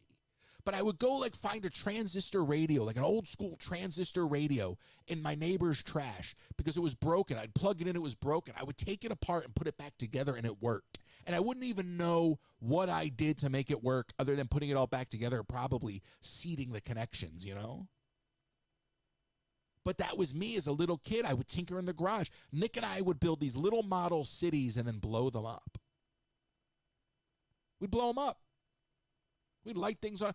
I remember wanting to do my own special effects, and I used to do plaster molds and use liquid latex to build rib cages or puppets. And I remember having a kid in my garage, and we covered his chest in plaster to make a fake chest that we could rip open. You fill it with pizza, and you rip it open, and now you got the effect that, like zombies are eating the guy's stomach. We would watch these behind-the-scene movie magic shows, and then we would go replicate the effect. We wouldn't even make a little short film.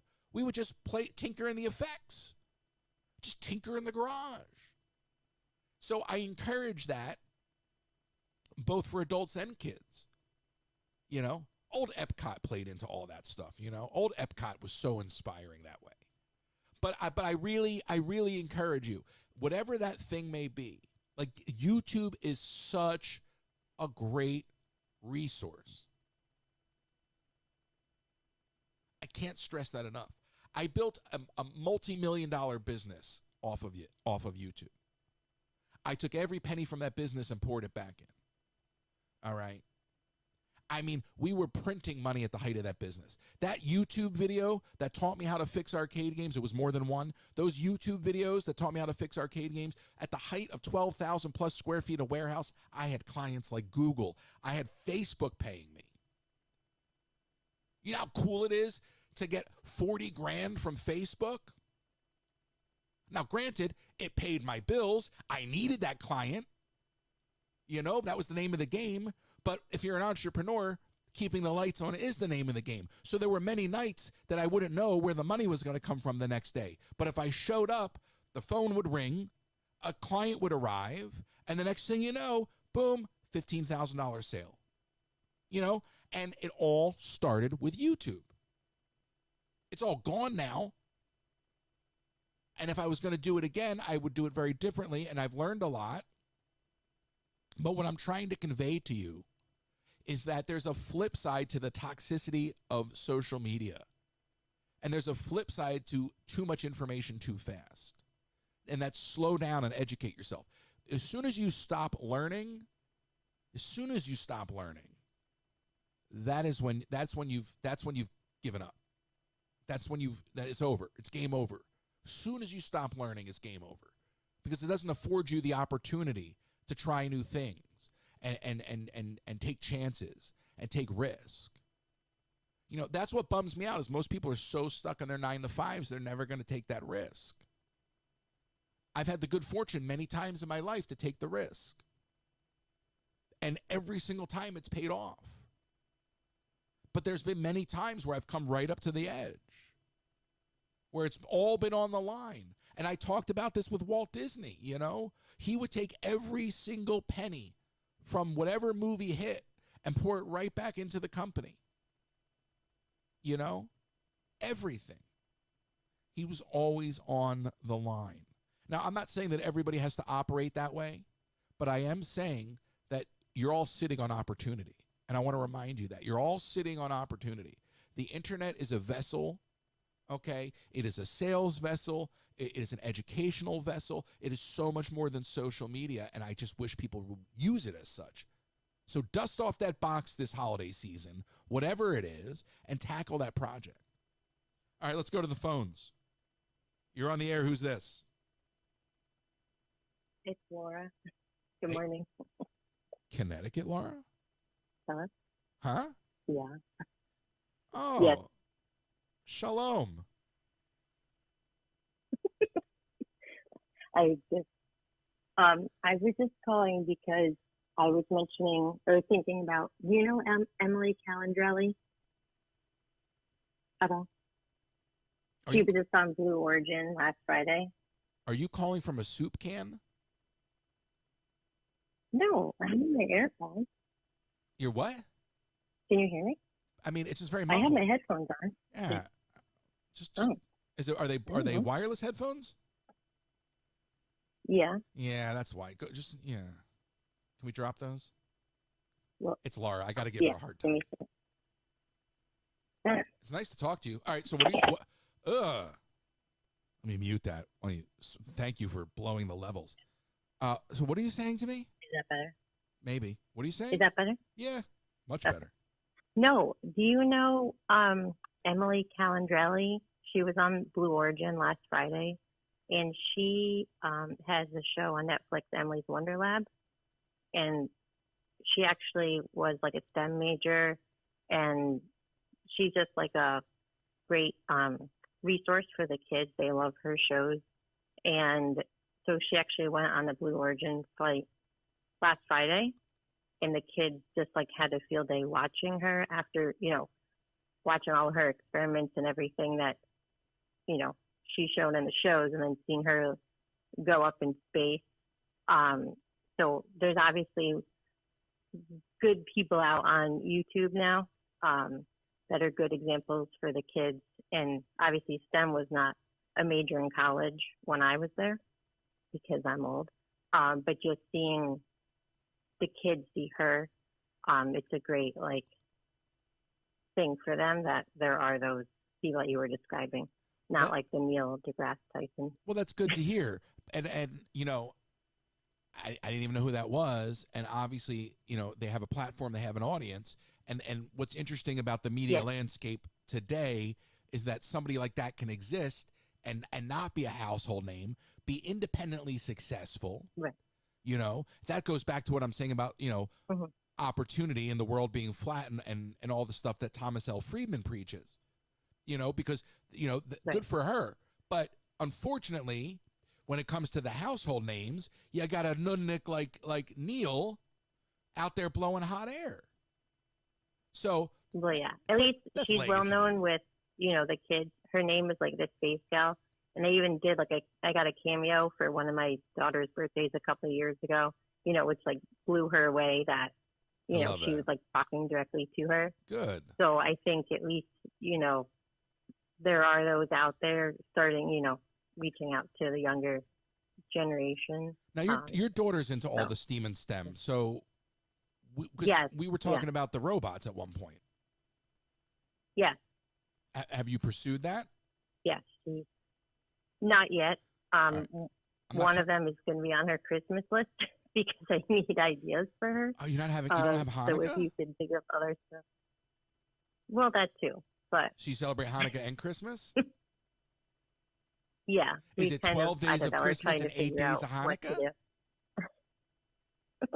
Not 12 days of Christmas. That would be 20 days of gift giving. We're figuring out. They're still very young, so we're trying to figure out the best way to go forward as far as all the gifts and stuff. Wait. But who's the goyim? My mom. Your mom? Me. So I grew up celebrating both. So how do you know Yiddish? my mom's whole family is so, but we all have married people that are not Jewish. Yeah. My dad's not Jewish, so my dad's not Jewish either. Just kind of figuring out that balance. Yeah, no, I was just wondering like the lineage because like the Yiddish came from my grandmother. So like growing up, my mother couldn't speak Yiddish, but she understood Yiddish. But my grandmother would speak Yiddish. Okay. So I got like a little bit of both. Yeah, there's definitely some words. I mean, it's not like full on, but yeah, but I can understand. But like the younger one is like, 8 extra gifts, and I'm like, okay, it's not just about that. But you're only 7, so it's so like funny. Trying to explain, you know. Well, look, that whole side of it. I don't want to ruin whatever holiday that this gift is going to go under.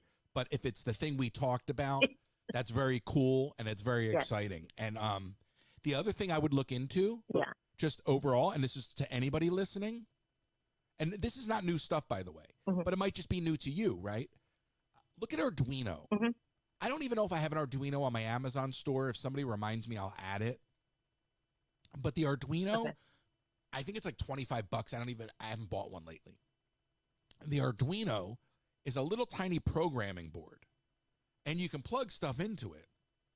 And it's more sophisticated programming than some of the stuff that we were talking about. Okay. Right.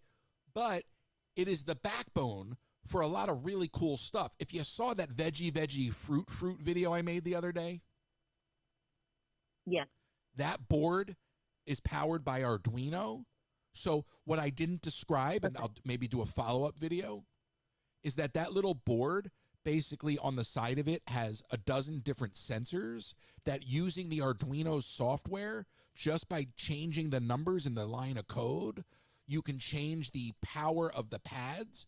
So now each one of those contact points on that board can go from being a touch sensor to a proximity sensor. And then when you wire it up to something like a piece of fruit that will function as conductive, then suddenly you can make the fruits and the vegetables talk. And that's what I did. Yeah, so $25 Arduino, you pull it out of the box, you're going to be like, what do you do? There's nothing to do here. And then just cut them loose. Help them download the software and cut them loose. That's cool. Yeah, she'll love that. She's very much into engineering. She says she wants to be a chemist, but she's always been into science and tinkering and playing with everything. So we're just trying to kind of show her what's out there. Now, let me ask, how old? 7? Obviously, a lot more than. No, she's 9. So, yeah. But there's obviously, I played with a lot of Legos. I was always into science, but there's a lot more offered nowadays. You're in Connecticut, right?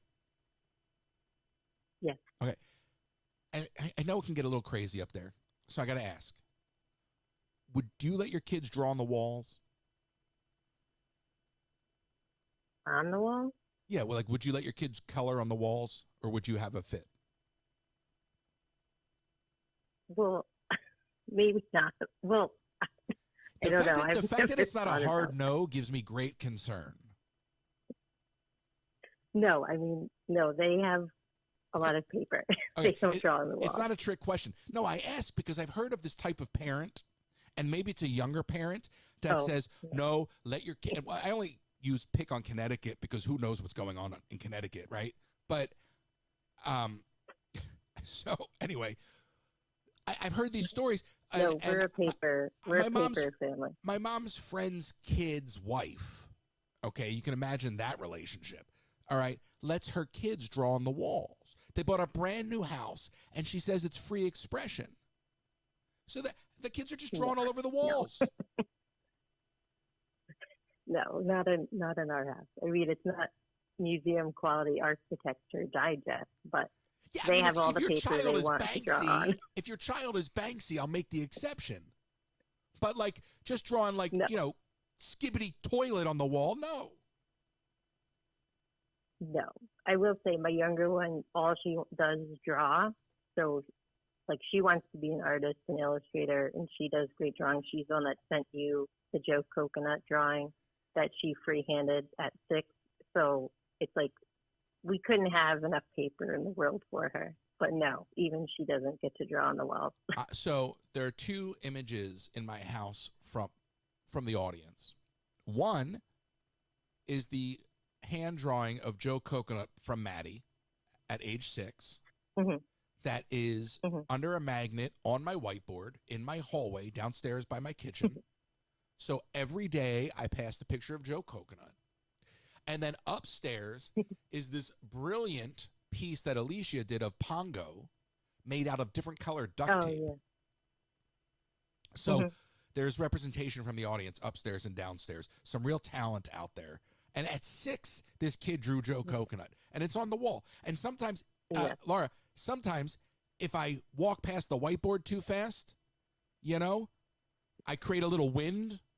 And I'm not saying I'm passing gas. I'm just saying, like, I create a little wind, like physics. And then the magnet falls off, and then the picture of Joe goes flying, and then I go, Laura.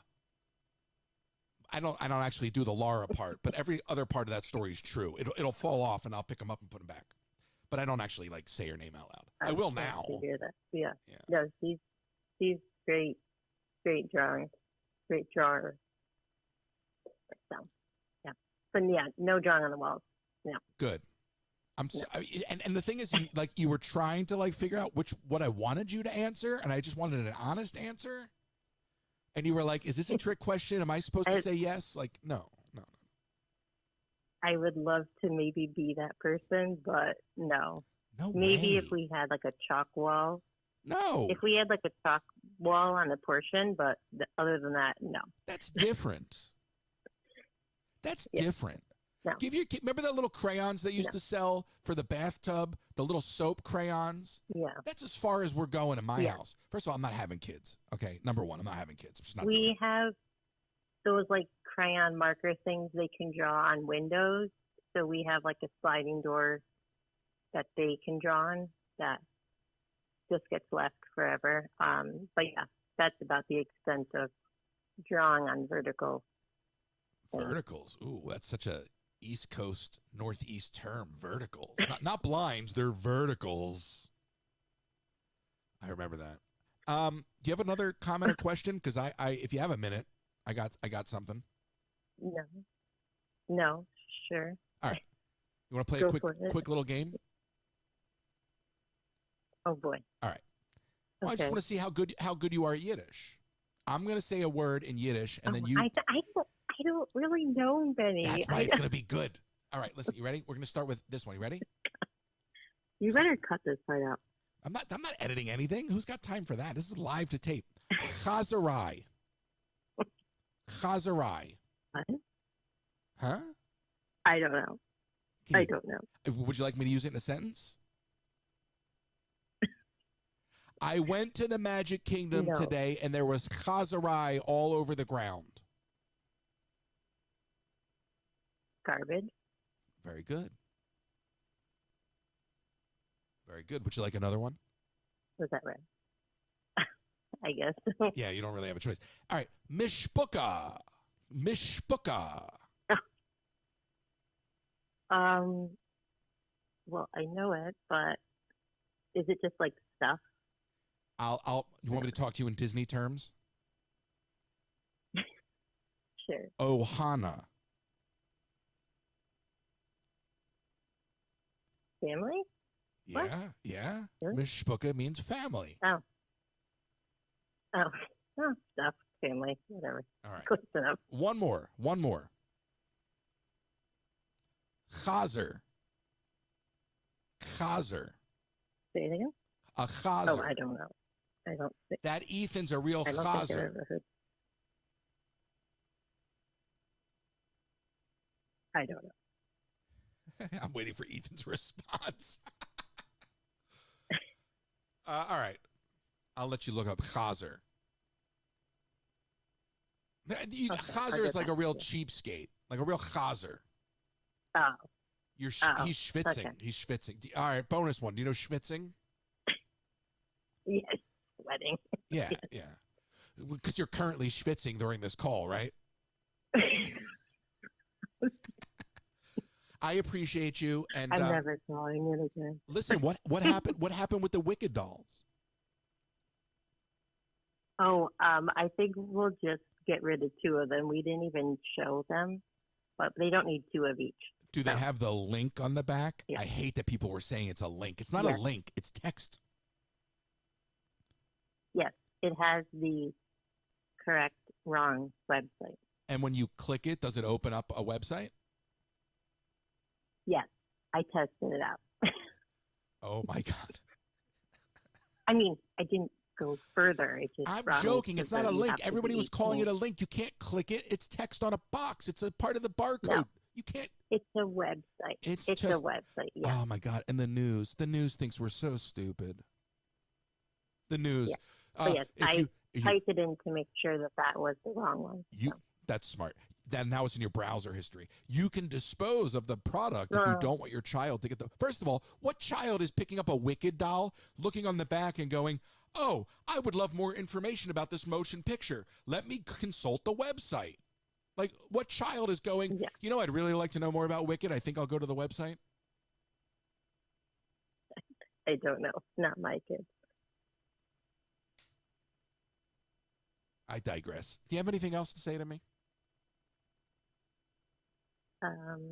No, but I will say that I am bummed about the Muppets, as you know, because I grew up on them, and like the John Denver Christmas with the Muppets is like my favorite music album I grew up on. So I am happy that on a recent trip we were able to go to Muppets 3D, because I won't ever be going on Rock and Roller Coaster. I'm too chicken. But I hope it's not the end of them. So when I asked you if you had something else to say to me and you said no, you actually meant yes. I agree with you. And it's sad.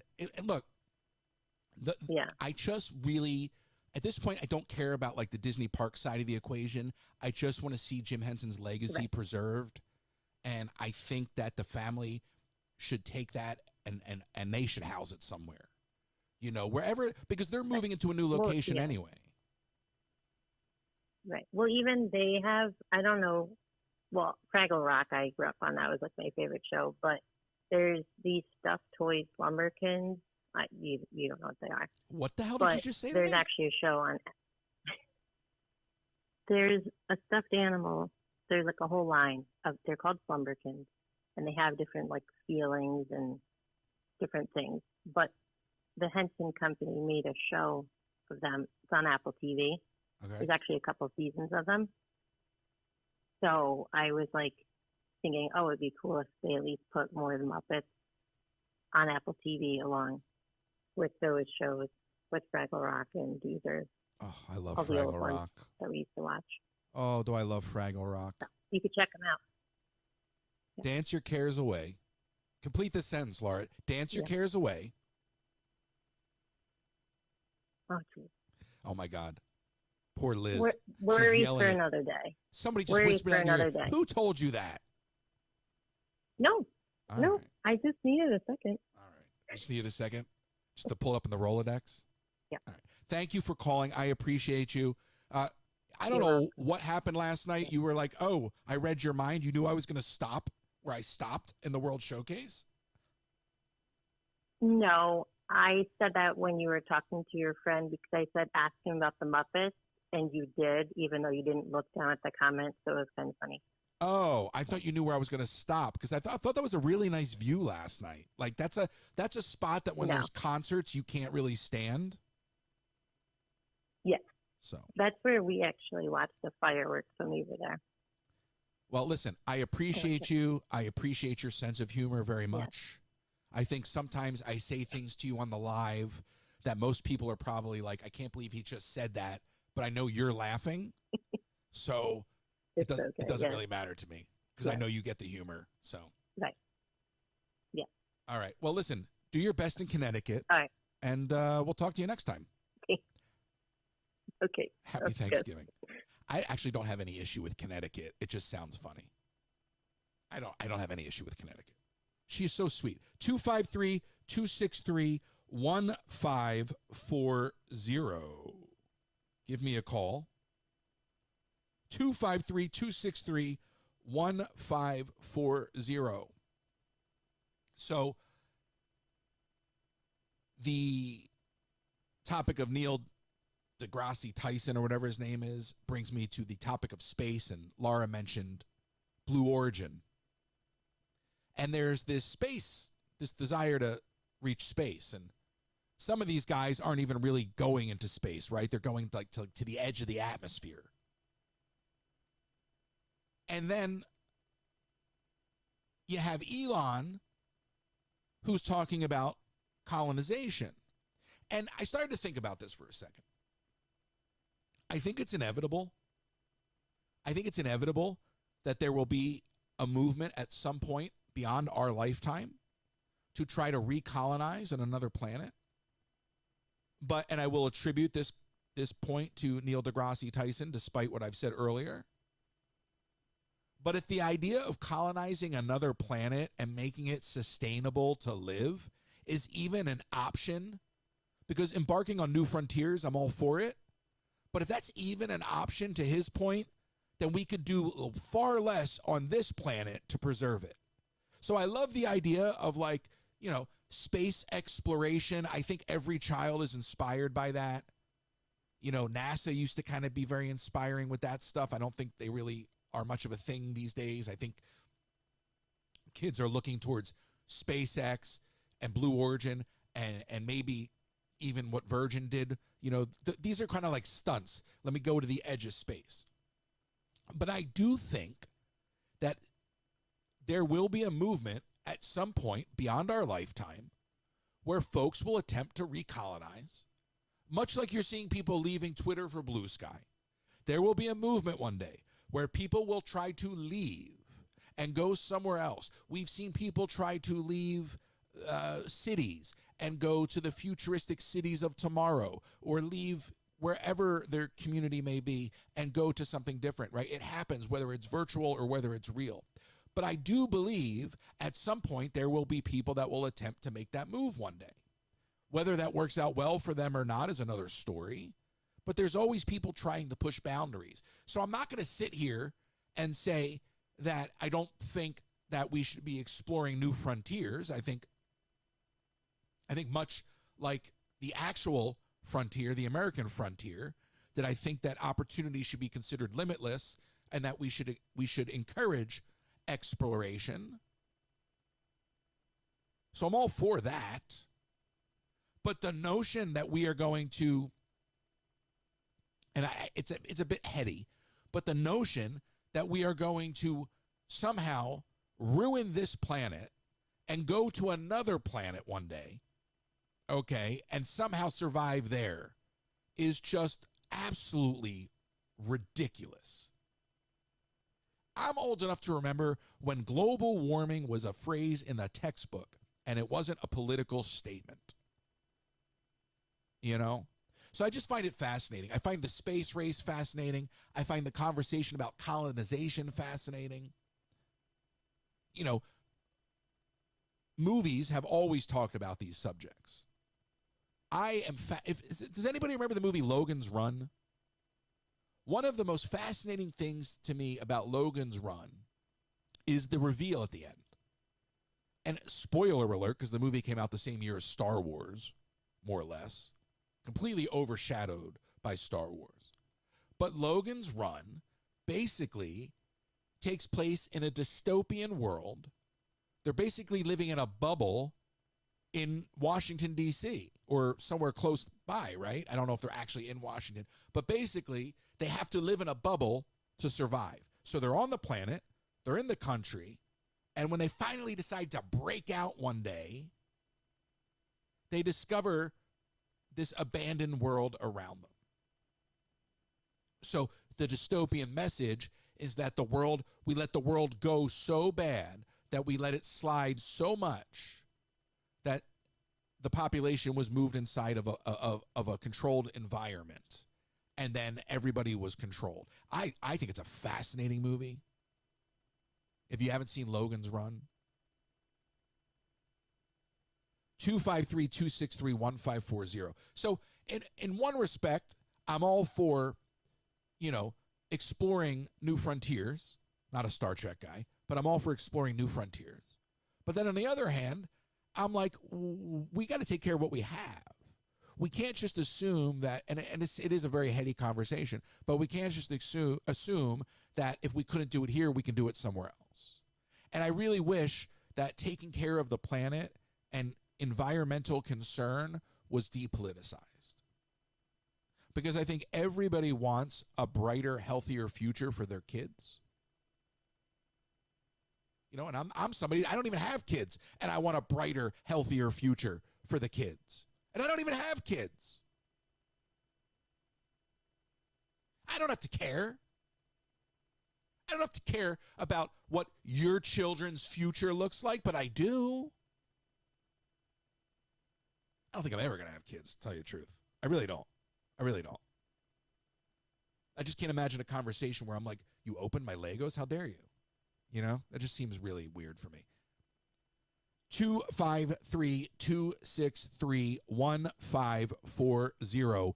Give me a call. We talked a lot about the Muppets yesterday, a little bleed over from yesterday's conversation today. I love that. I want to hear from you. We were talking about underserved Disney characters earlier in the show. Is there a character or a story that Disney is sleeping on that you would like to see utilized more? Whether it's in merchandising, whether it's in the parks, or in television and feature film. My picks, Mary Poppins, Darkwing Duck, Oswald, although I don't think Oswald is, some unlocked revenue stream. I do feel that way about Roger Rabbit, okay?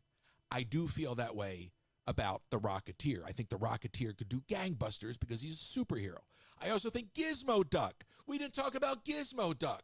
Gizmo Duck would be another great character. Where's Gizmo Duck? Why don't we have a Gizmo Duck running around the park?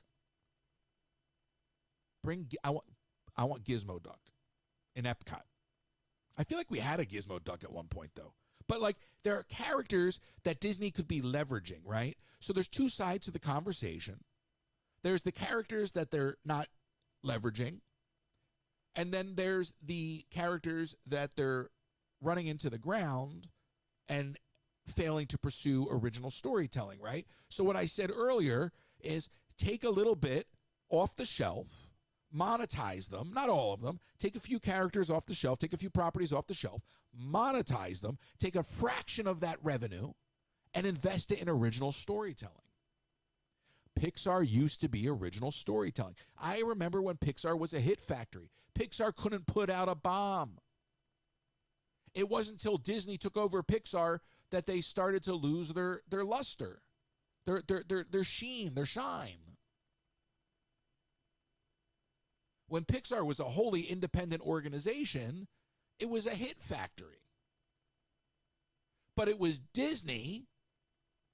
Okay, and if you remember the early deals, the very early Pixar deal with Disney was no sequels, or at least it was no direct-to-video sequels. Sequels were a huge part of the deal. I remember that. I think it was no direct-to-video sequels. I think that was because Disney was doing tons of direct-to-video sequels. But Disney acquired Pixar and turned it into a sequel factory. Pixar hasn't really been the hit factory that it used to be in the early days when Lasseter was there, when Stanton was there. That early stretch of films, that was a marathon. Toy Story and Bugs Life and Monsters, Inc. and Toy Story 2, which was in many ways better than the first one. You know, and like The Incredibles. I mean, they just had a run of hits. Finding Nemo. Just a run of hits. Those characters, for the most part, were not derivative.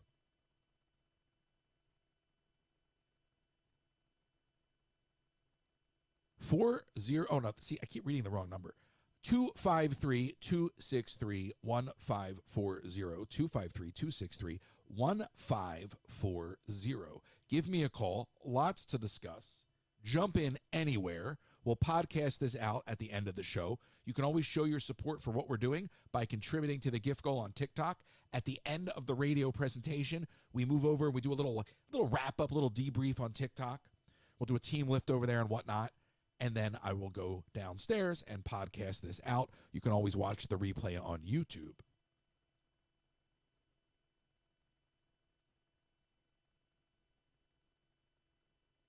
All right, I want to play this clip here. I hope it's the right clip. Now I don't even know.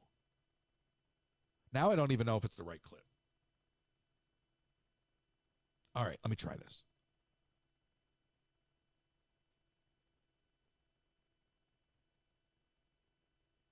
Hold on. How are you, sir? Good, how are you? I'm excellent. Oh, Excellent. that is the wrong clip. That is me on that talk show that I was telling you about. The talk show I went on not the other day. Years ago, that was not the clip I meant to play. Years ago, I went on a talk show. I was sitting. All right, now I'll just tell the story because I was going to play a clip of Brian Williams on Seth Meyers, but let me tell you this story because it's kind of silly. So that is a clip of me on the Greg Barron show that I mentioned the other day. And I loaded it up to play at a different time. And I didn't label these clips like a genius. So story goes, I'm sitting in a room in LA with a bunch of actors. And two of these guys were from other countries. And they were like, well, we're just going to give LA a try for the summer. If we can get something going. I'm like, you're not going to get anything going in one summer in LA, but good luck.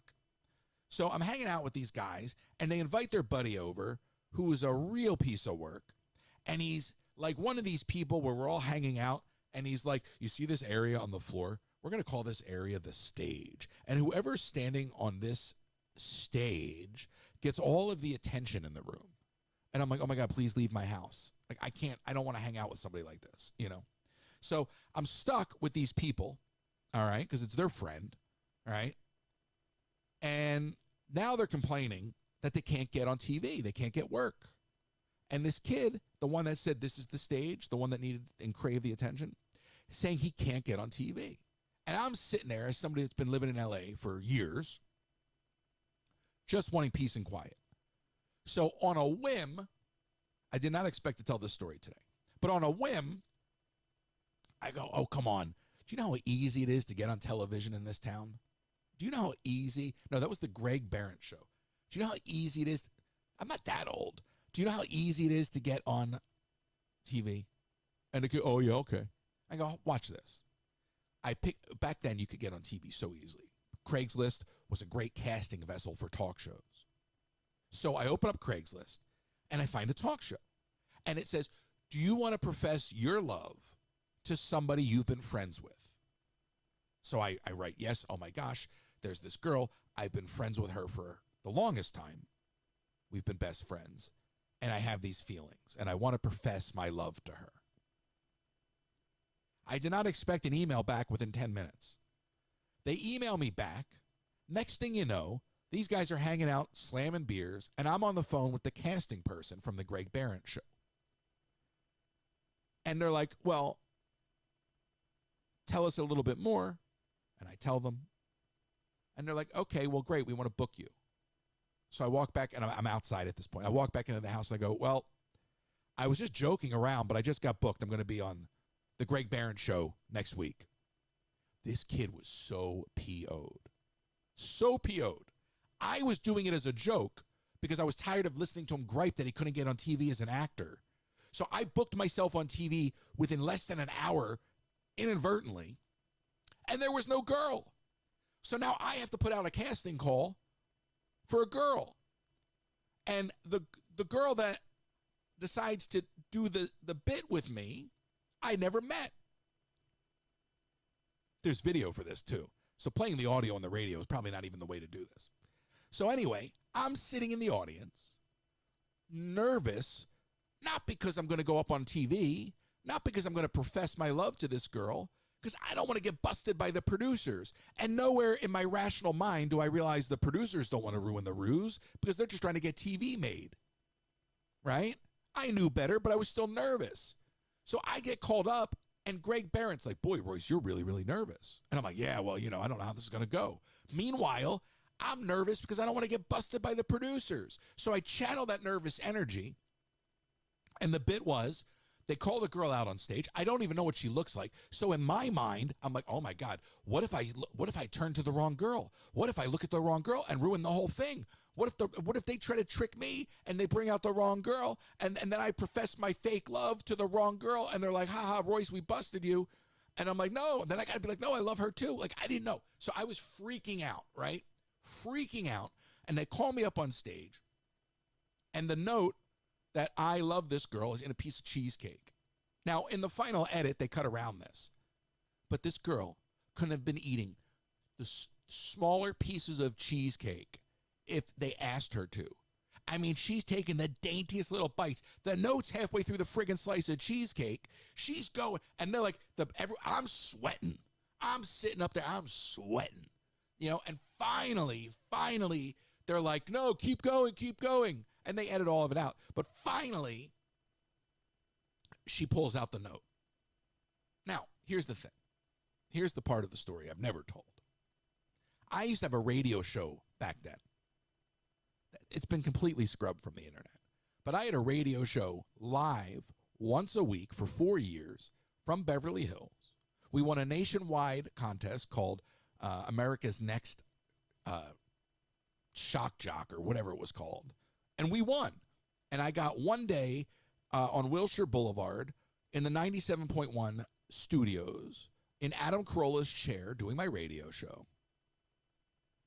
And then they flipped, and I was supposed to have a morning show with them on their HD channel, but then they went pop. All right? So I had a radio show for 4 years. Podcasting wasn't a term. We were live with phone calls. Does this sound familiar? Every Sunday, I had 2 co-hosts. All right? So I wanted to promote the show. The show was called Inside the Edge. So they call me up to talk about this girl I'm going to profess my love to. And I'm like, how am I going to work a plug for this show in? Like, I did it very, very slick.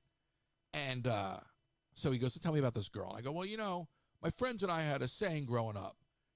If a girl was marriage material, she's inside the edge. She's on the cusp of being a wife, And if a girl wasn't marriage material, she's on the outside of the edge. And this girl is inside the edge, And so I do this whole thing thinking it's going to make the TV show, and I'm going to have this plug on this TV show for my radio show. But the associate producer backstage, when it's all said and done, she goes, wait a second. That's the name of your radio show. I go, yeah. And she goes, that was slick. Well, too slick, because she obviously told somebody, and they cut that whole chunk out. All right? So not only did I wind up on TV in a joke, okay, on a whim, but I use it as an incredibly bold marketing opportunity that ultimately got scrapped, but the execution was flawless.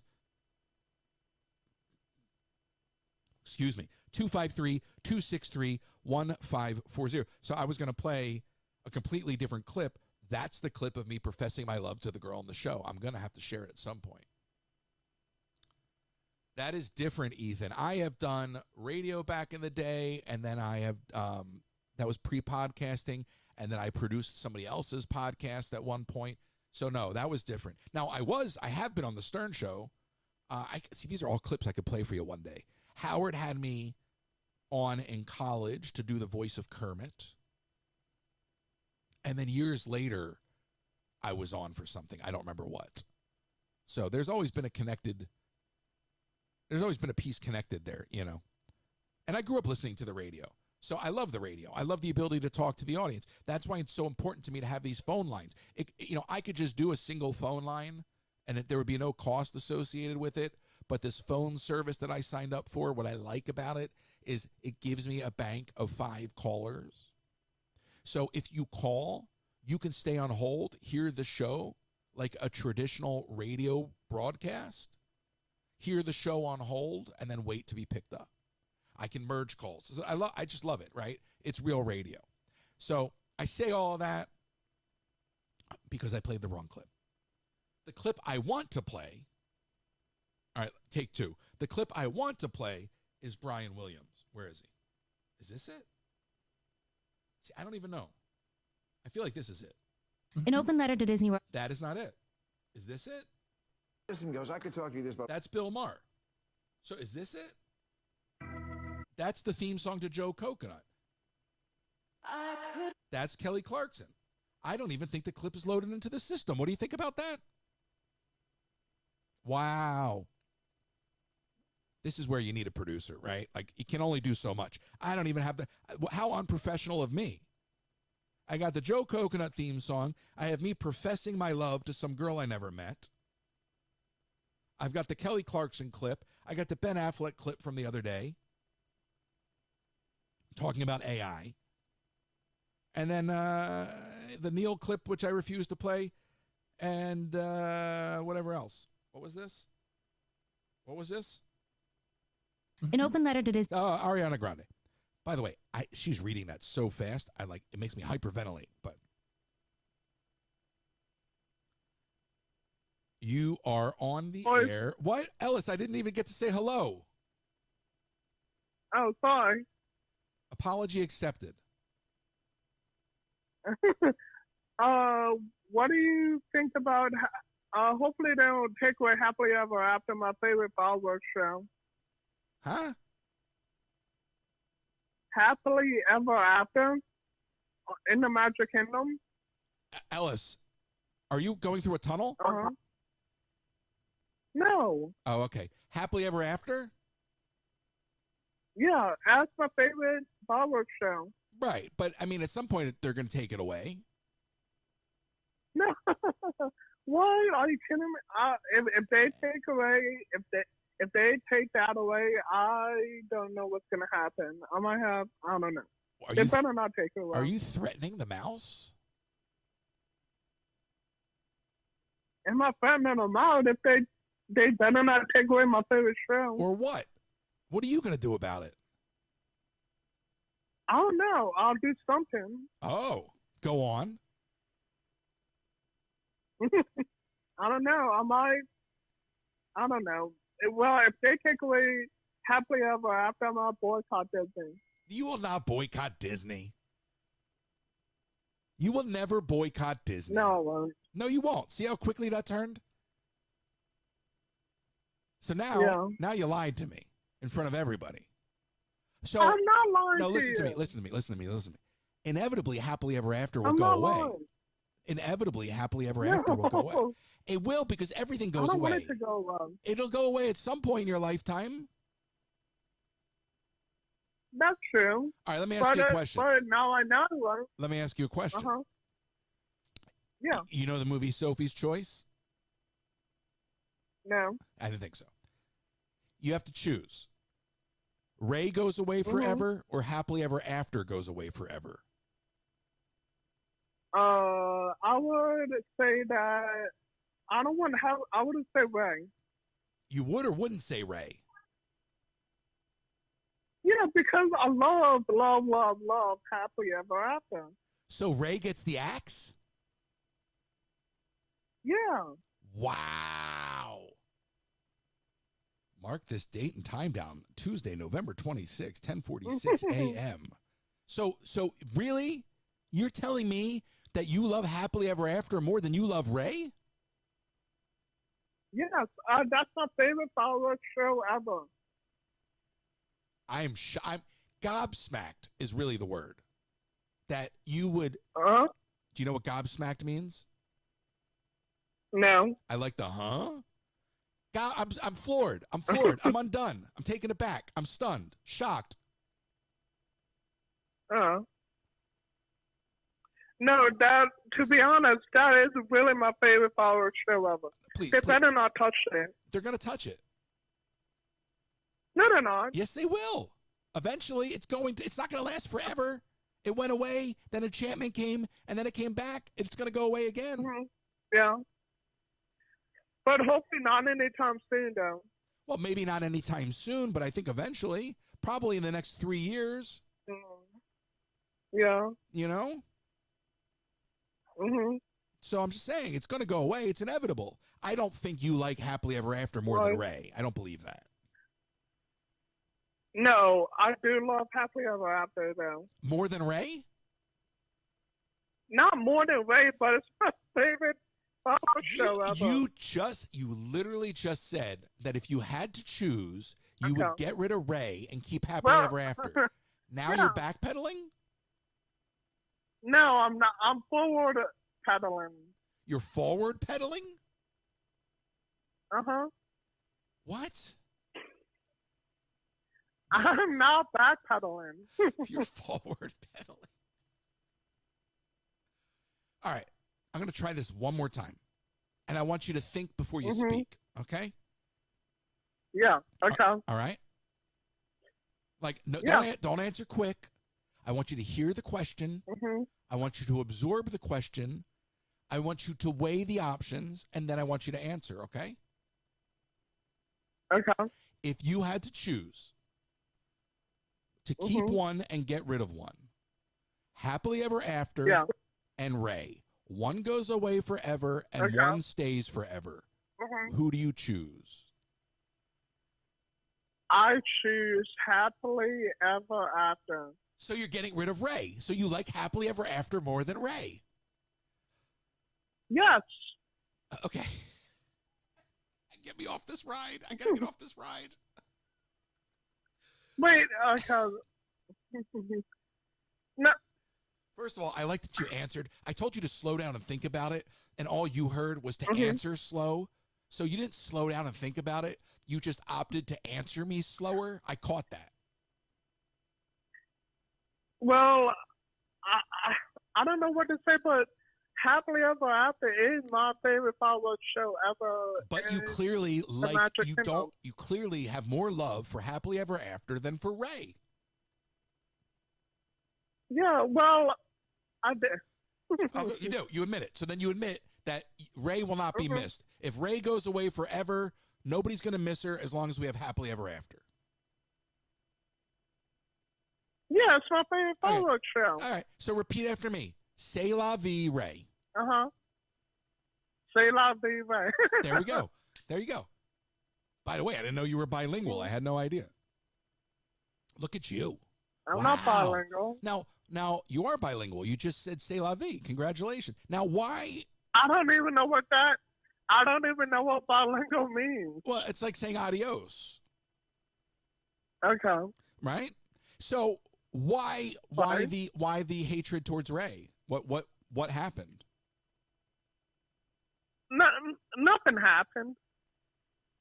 But I mean, what sparked this thing for you about Happily Ever After? And where does this visceral hate for Ray come from? She doesn't have any hate. It sounds to me, if you don't like her the way that you used to and you're willing to dispose of her, then you must not like her, which is hate.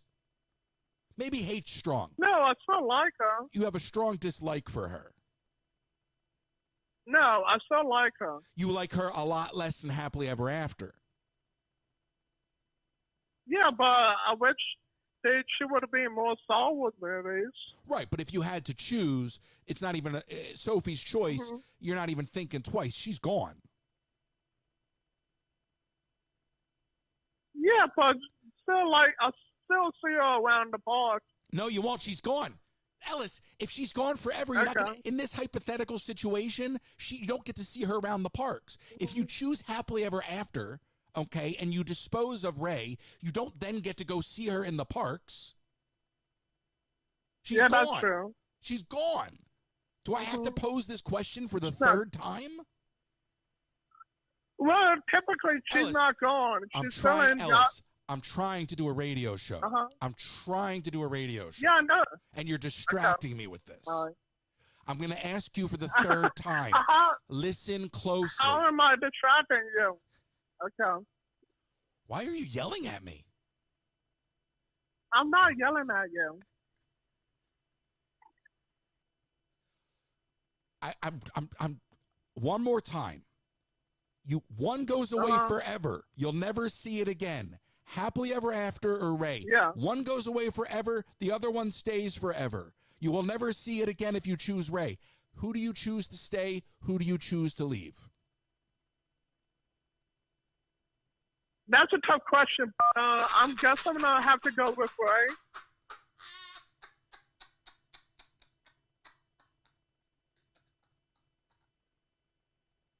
Yes, I guess I'm gonna have to go with Ray on that one.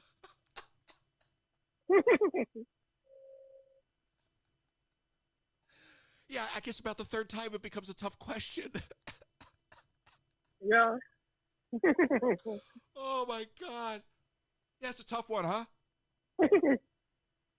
Uh-huh.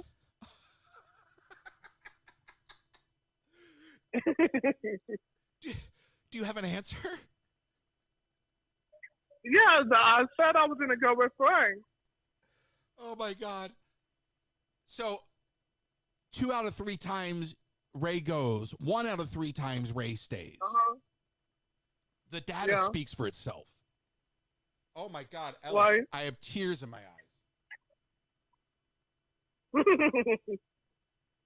But don't get me wrong, I still love Happily Ever After though. Don't get me wrong. Oh, I got you wrong. You are radio gold, my friend. Okay. That's a tough question. That's a tough choice. I asked you 2 times prior to that. Poor Ray. Poor Ray. She got you all those views, and you're just throwing her out like yesterday's old news.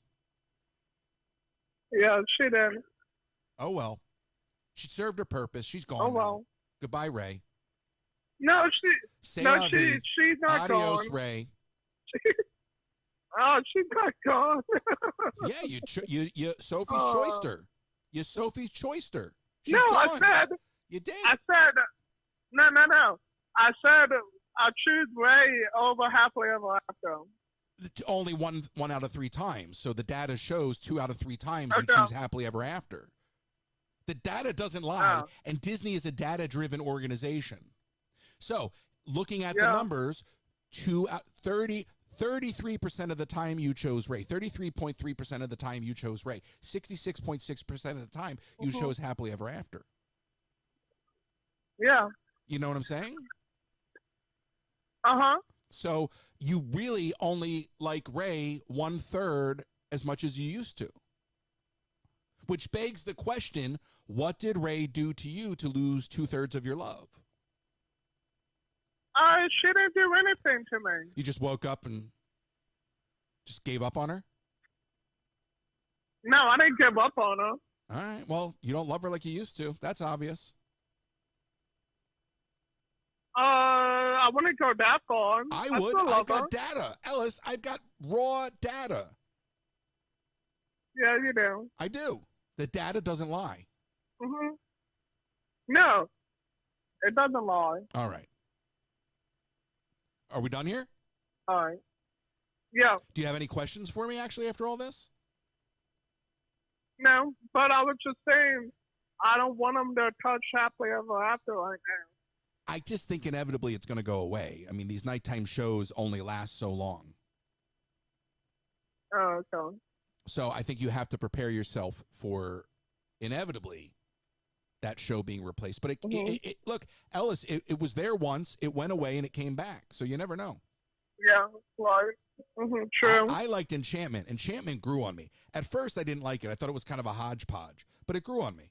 And they brought that back, you know? Yeah. But I haven't seen, huh? What? I was going to say, I haven't seen it lately on the stream lately. Well, I guess they haven't been doing it because of the Christmas parties. No. Well, that's part of it, yeah. Now, Alice, what is your take on the Muppets going away? Are you okay with that? I never grew up on the Muppets. You did or did not? Did not. Now, that's weird because you grew up on The Wizard of Oz. You were 10 years old when you saw it in theaters, but you somehow missed the Muppets. Yeah. Weird. But you can name every Three Stooge. Yeah. All right. Well, listen. You know how I feel about the Muppets. You don't really care. Do you like Monsters, Inc.? You excited for that? Yeah, I like Monsters, Inc. Okay. Good conversation. I'm excited for that door ride or whatever that was going to be. The door ride? You're excited for a ride? You don't even know what it's going to be? Well, like how they use the doors in the movie, like the sliding doors in Monsters, Inc. movie. They could be opening up a Monsters, Inc. restroom and you would be excited for it.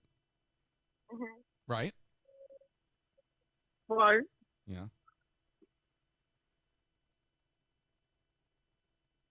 Yeah. All right.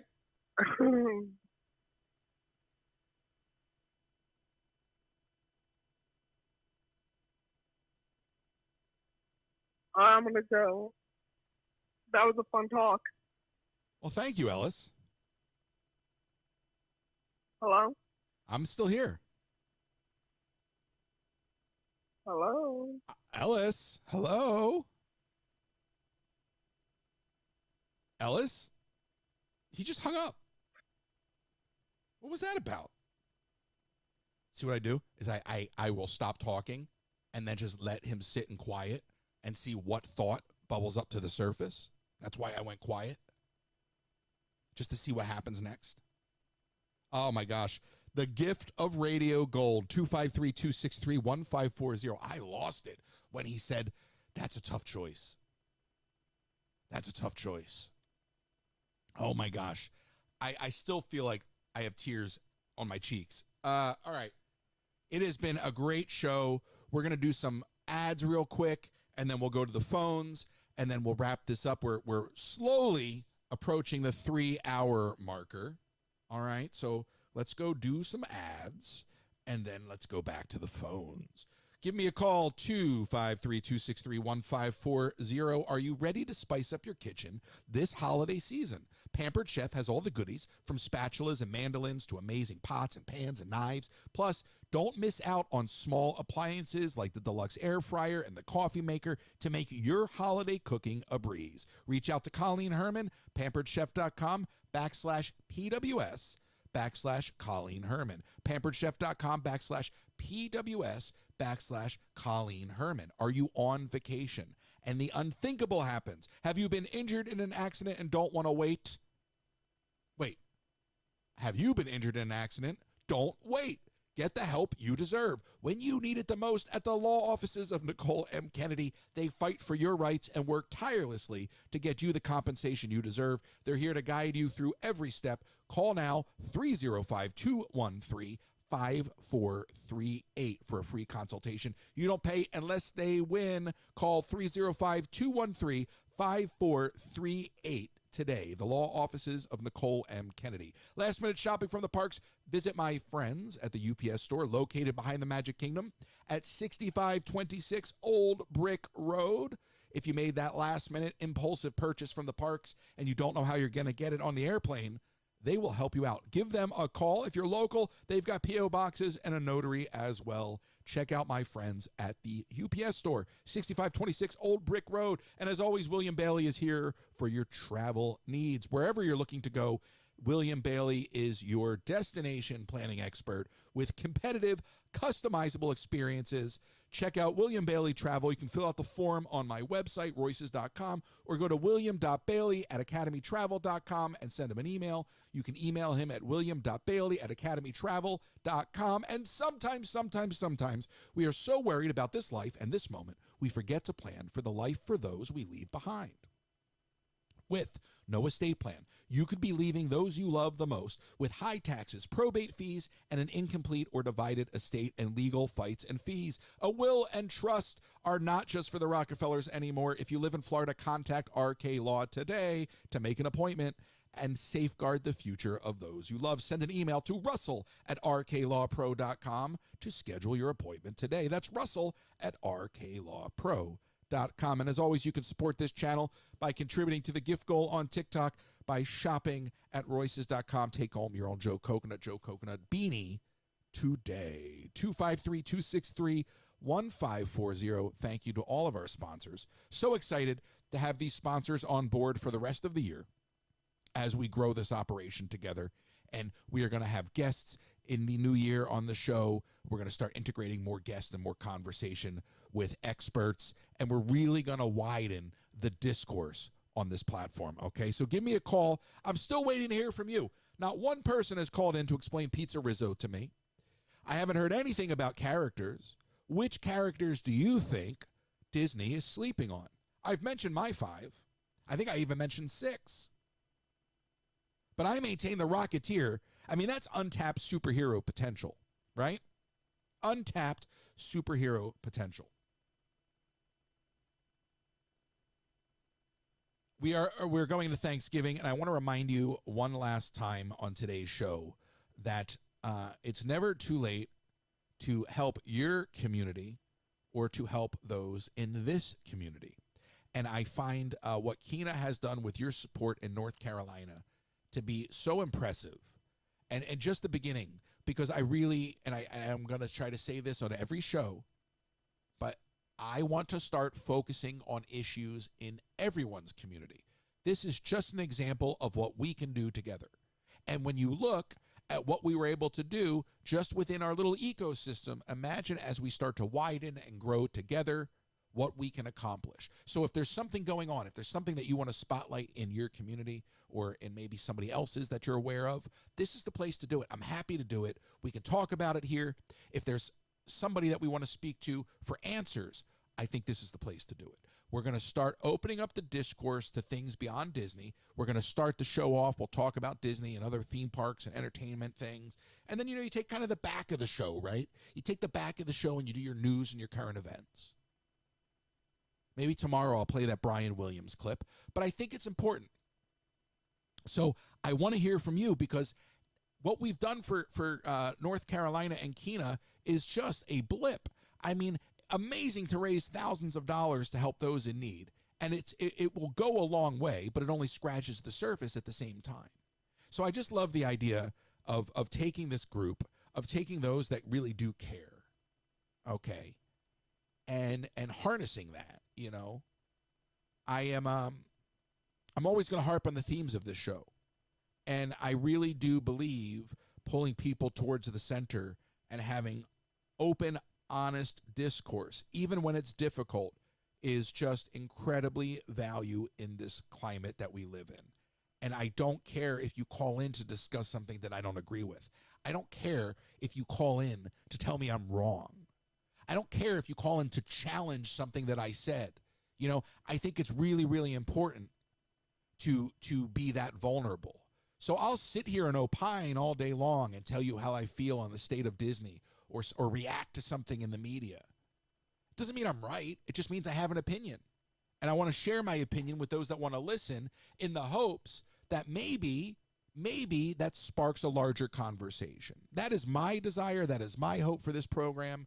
And we're doing it Monday, Tuesday, Wednesday morning as this grows and evolves, if there's an opportunity to do more of these programs, we obviously do the podcast on the weekends with Kenzie that is pre-recorded, not live. But as things grow, as things evolve, my focus is going to become more and more geared towards speaking truth to power and to holding people accountable for things, you know? You can't really hold Disney accountable because even to Ellis's point there, he's not banning. He'll joke about it, but he's not going anywhere, and they know it. And so Disney gets away with it, right? And you can't really push back on a company like that because they don't want to hear it, right?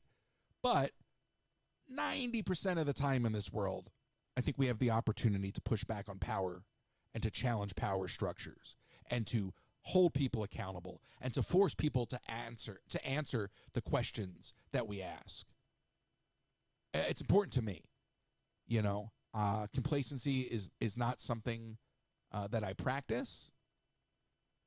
I have two modes. I've talked about this before. I have a down gear and then I have, you know, full acceleration, even though acceleration means both. But I digress. But I have two gears. And when I'm in my introspective mode and my sort of gathering mode and figuring things out, it's one thing. But when I drive forward and I'm accelerating and I'm just full throttle ahead, and that's the mode we've entered, there's nothing that's going to stop us. And I don't have any problem picking up the phone and calling anybody. Anybody. So we're going to do it together. Thank you for taking this journey with me. I'm going to wrap this up just a little bit ahead, and then we'll turn over to TikTok and chat and do a team lift and all of that. And then tomorrow, I've got some more clips to play. I want to talk more about Bitcoin at some point. I want to talk more about AI. But look, we do 3 of these a week. We got plenty of time to tackle all of these issues. What I'll do later today as well is we have to circle back and focus on some of the prizes people won the other night. So maybe before we do anything else, we'll jump on and do a little quick live there and just take care of some housekeeping, some business and whatnot. I appreciate you. Thank you so much for listening to the show. It is a journey and an experience to sit here and talk with you each morning. It is something that I've always wanted to do prior to having this platform. And I love when you call in, and I don't care if you steer the conversation in a different direction. And I welcome you to challenge me with your thoughts, okay? It's not just me, right? It's not just me talking. It should be a conversation. So lots to come. I will see you later. I will see you on the air tomorrow morning. If I don't see you, have a happy Thanksgiving, and I appreciate you so much. Thank you.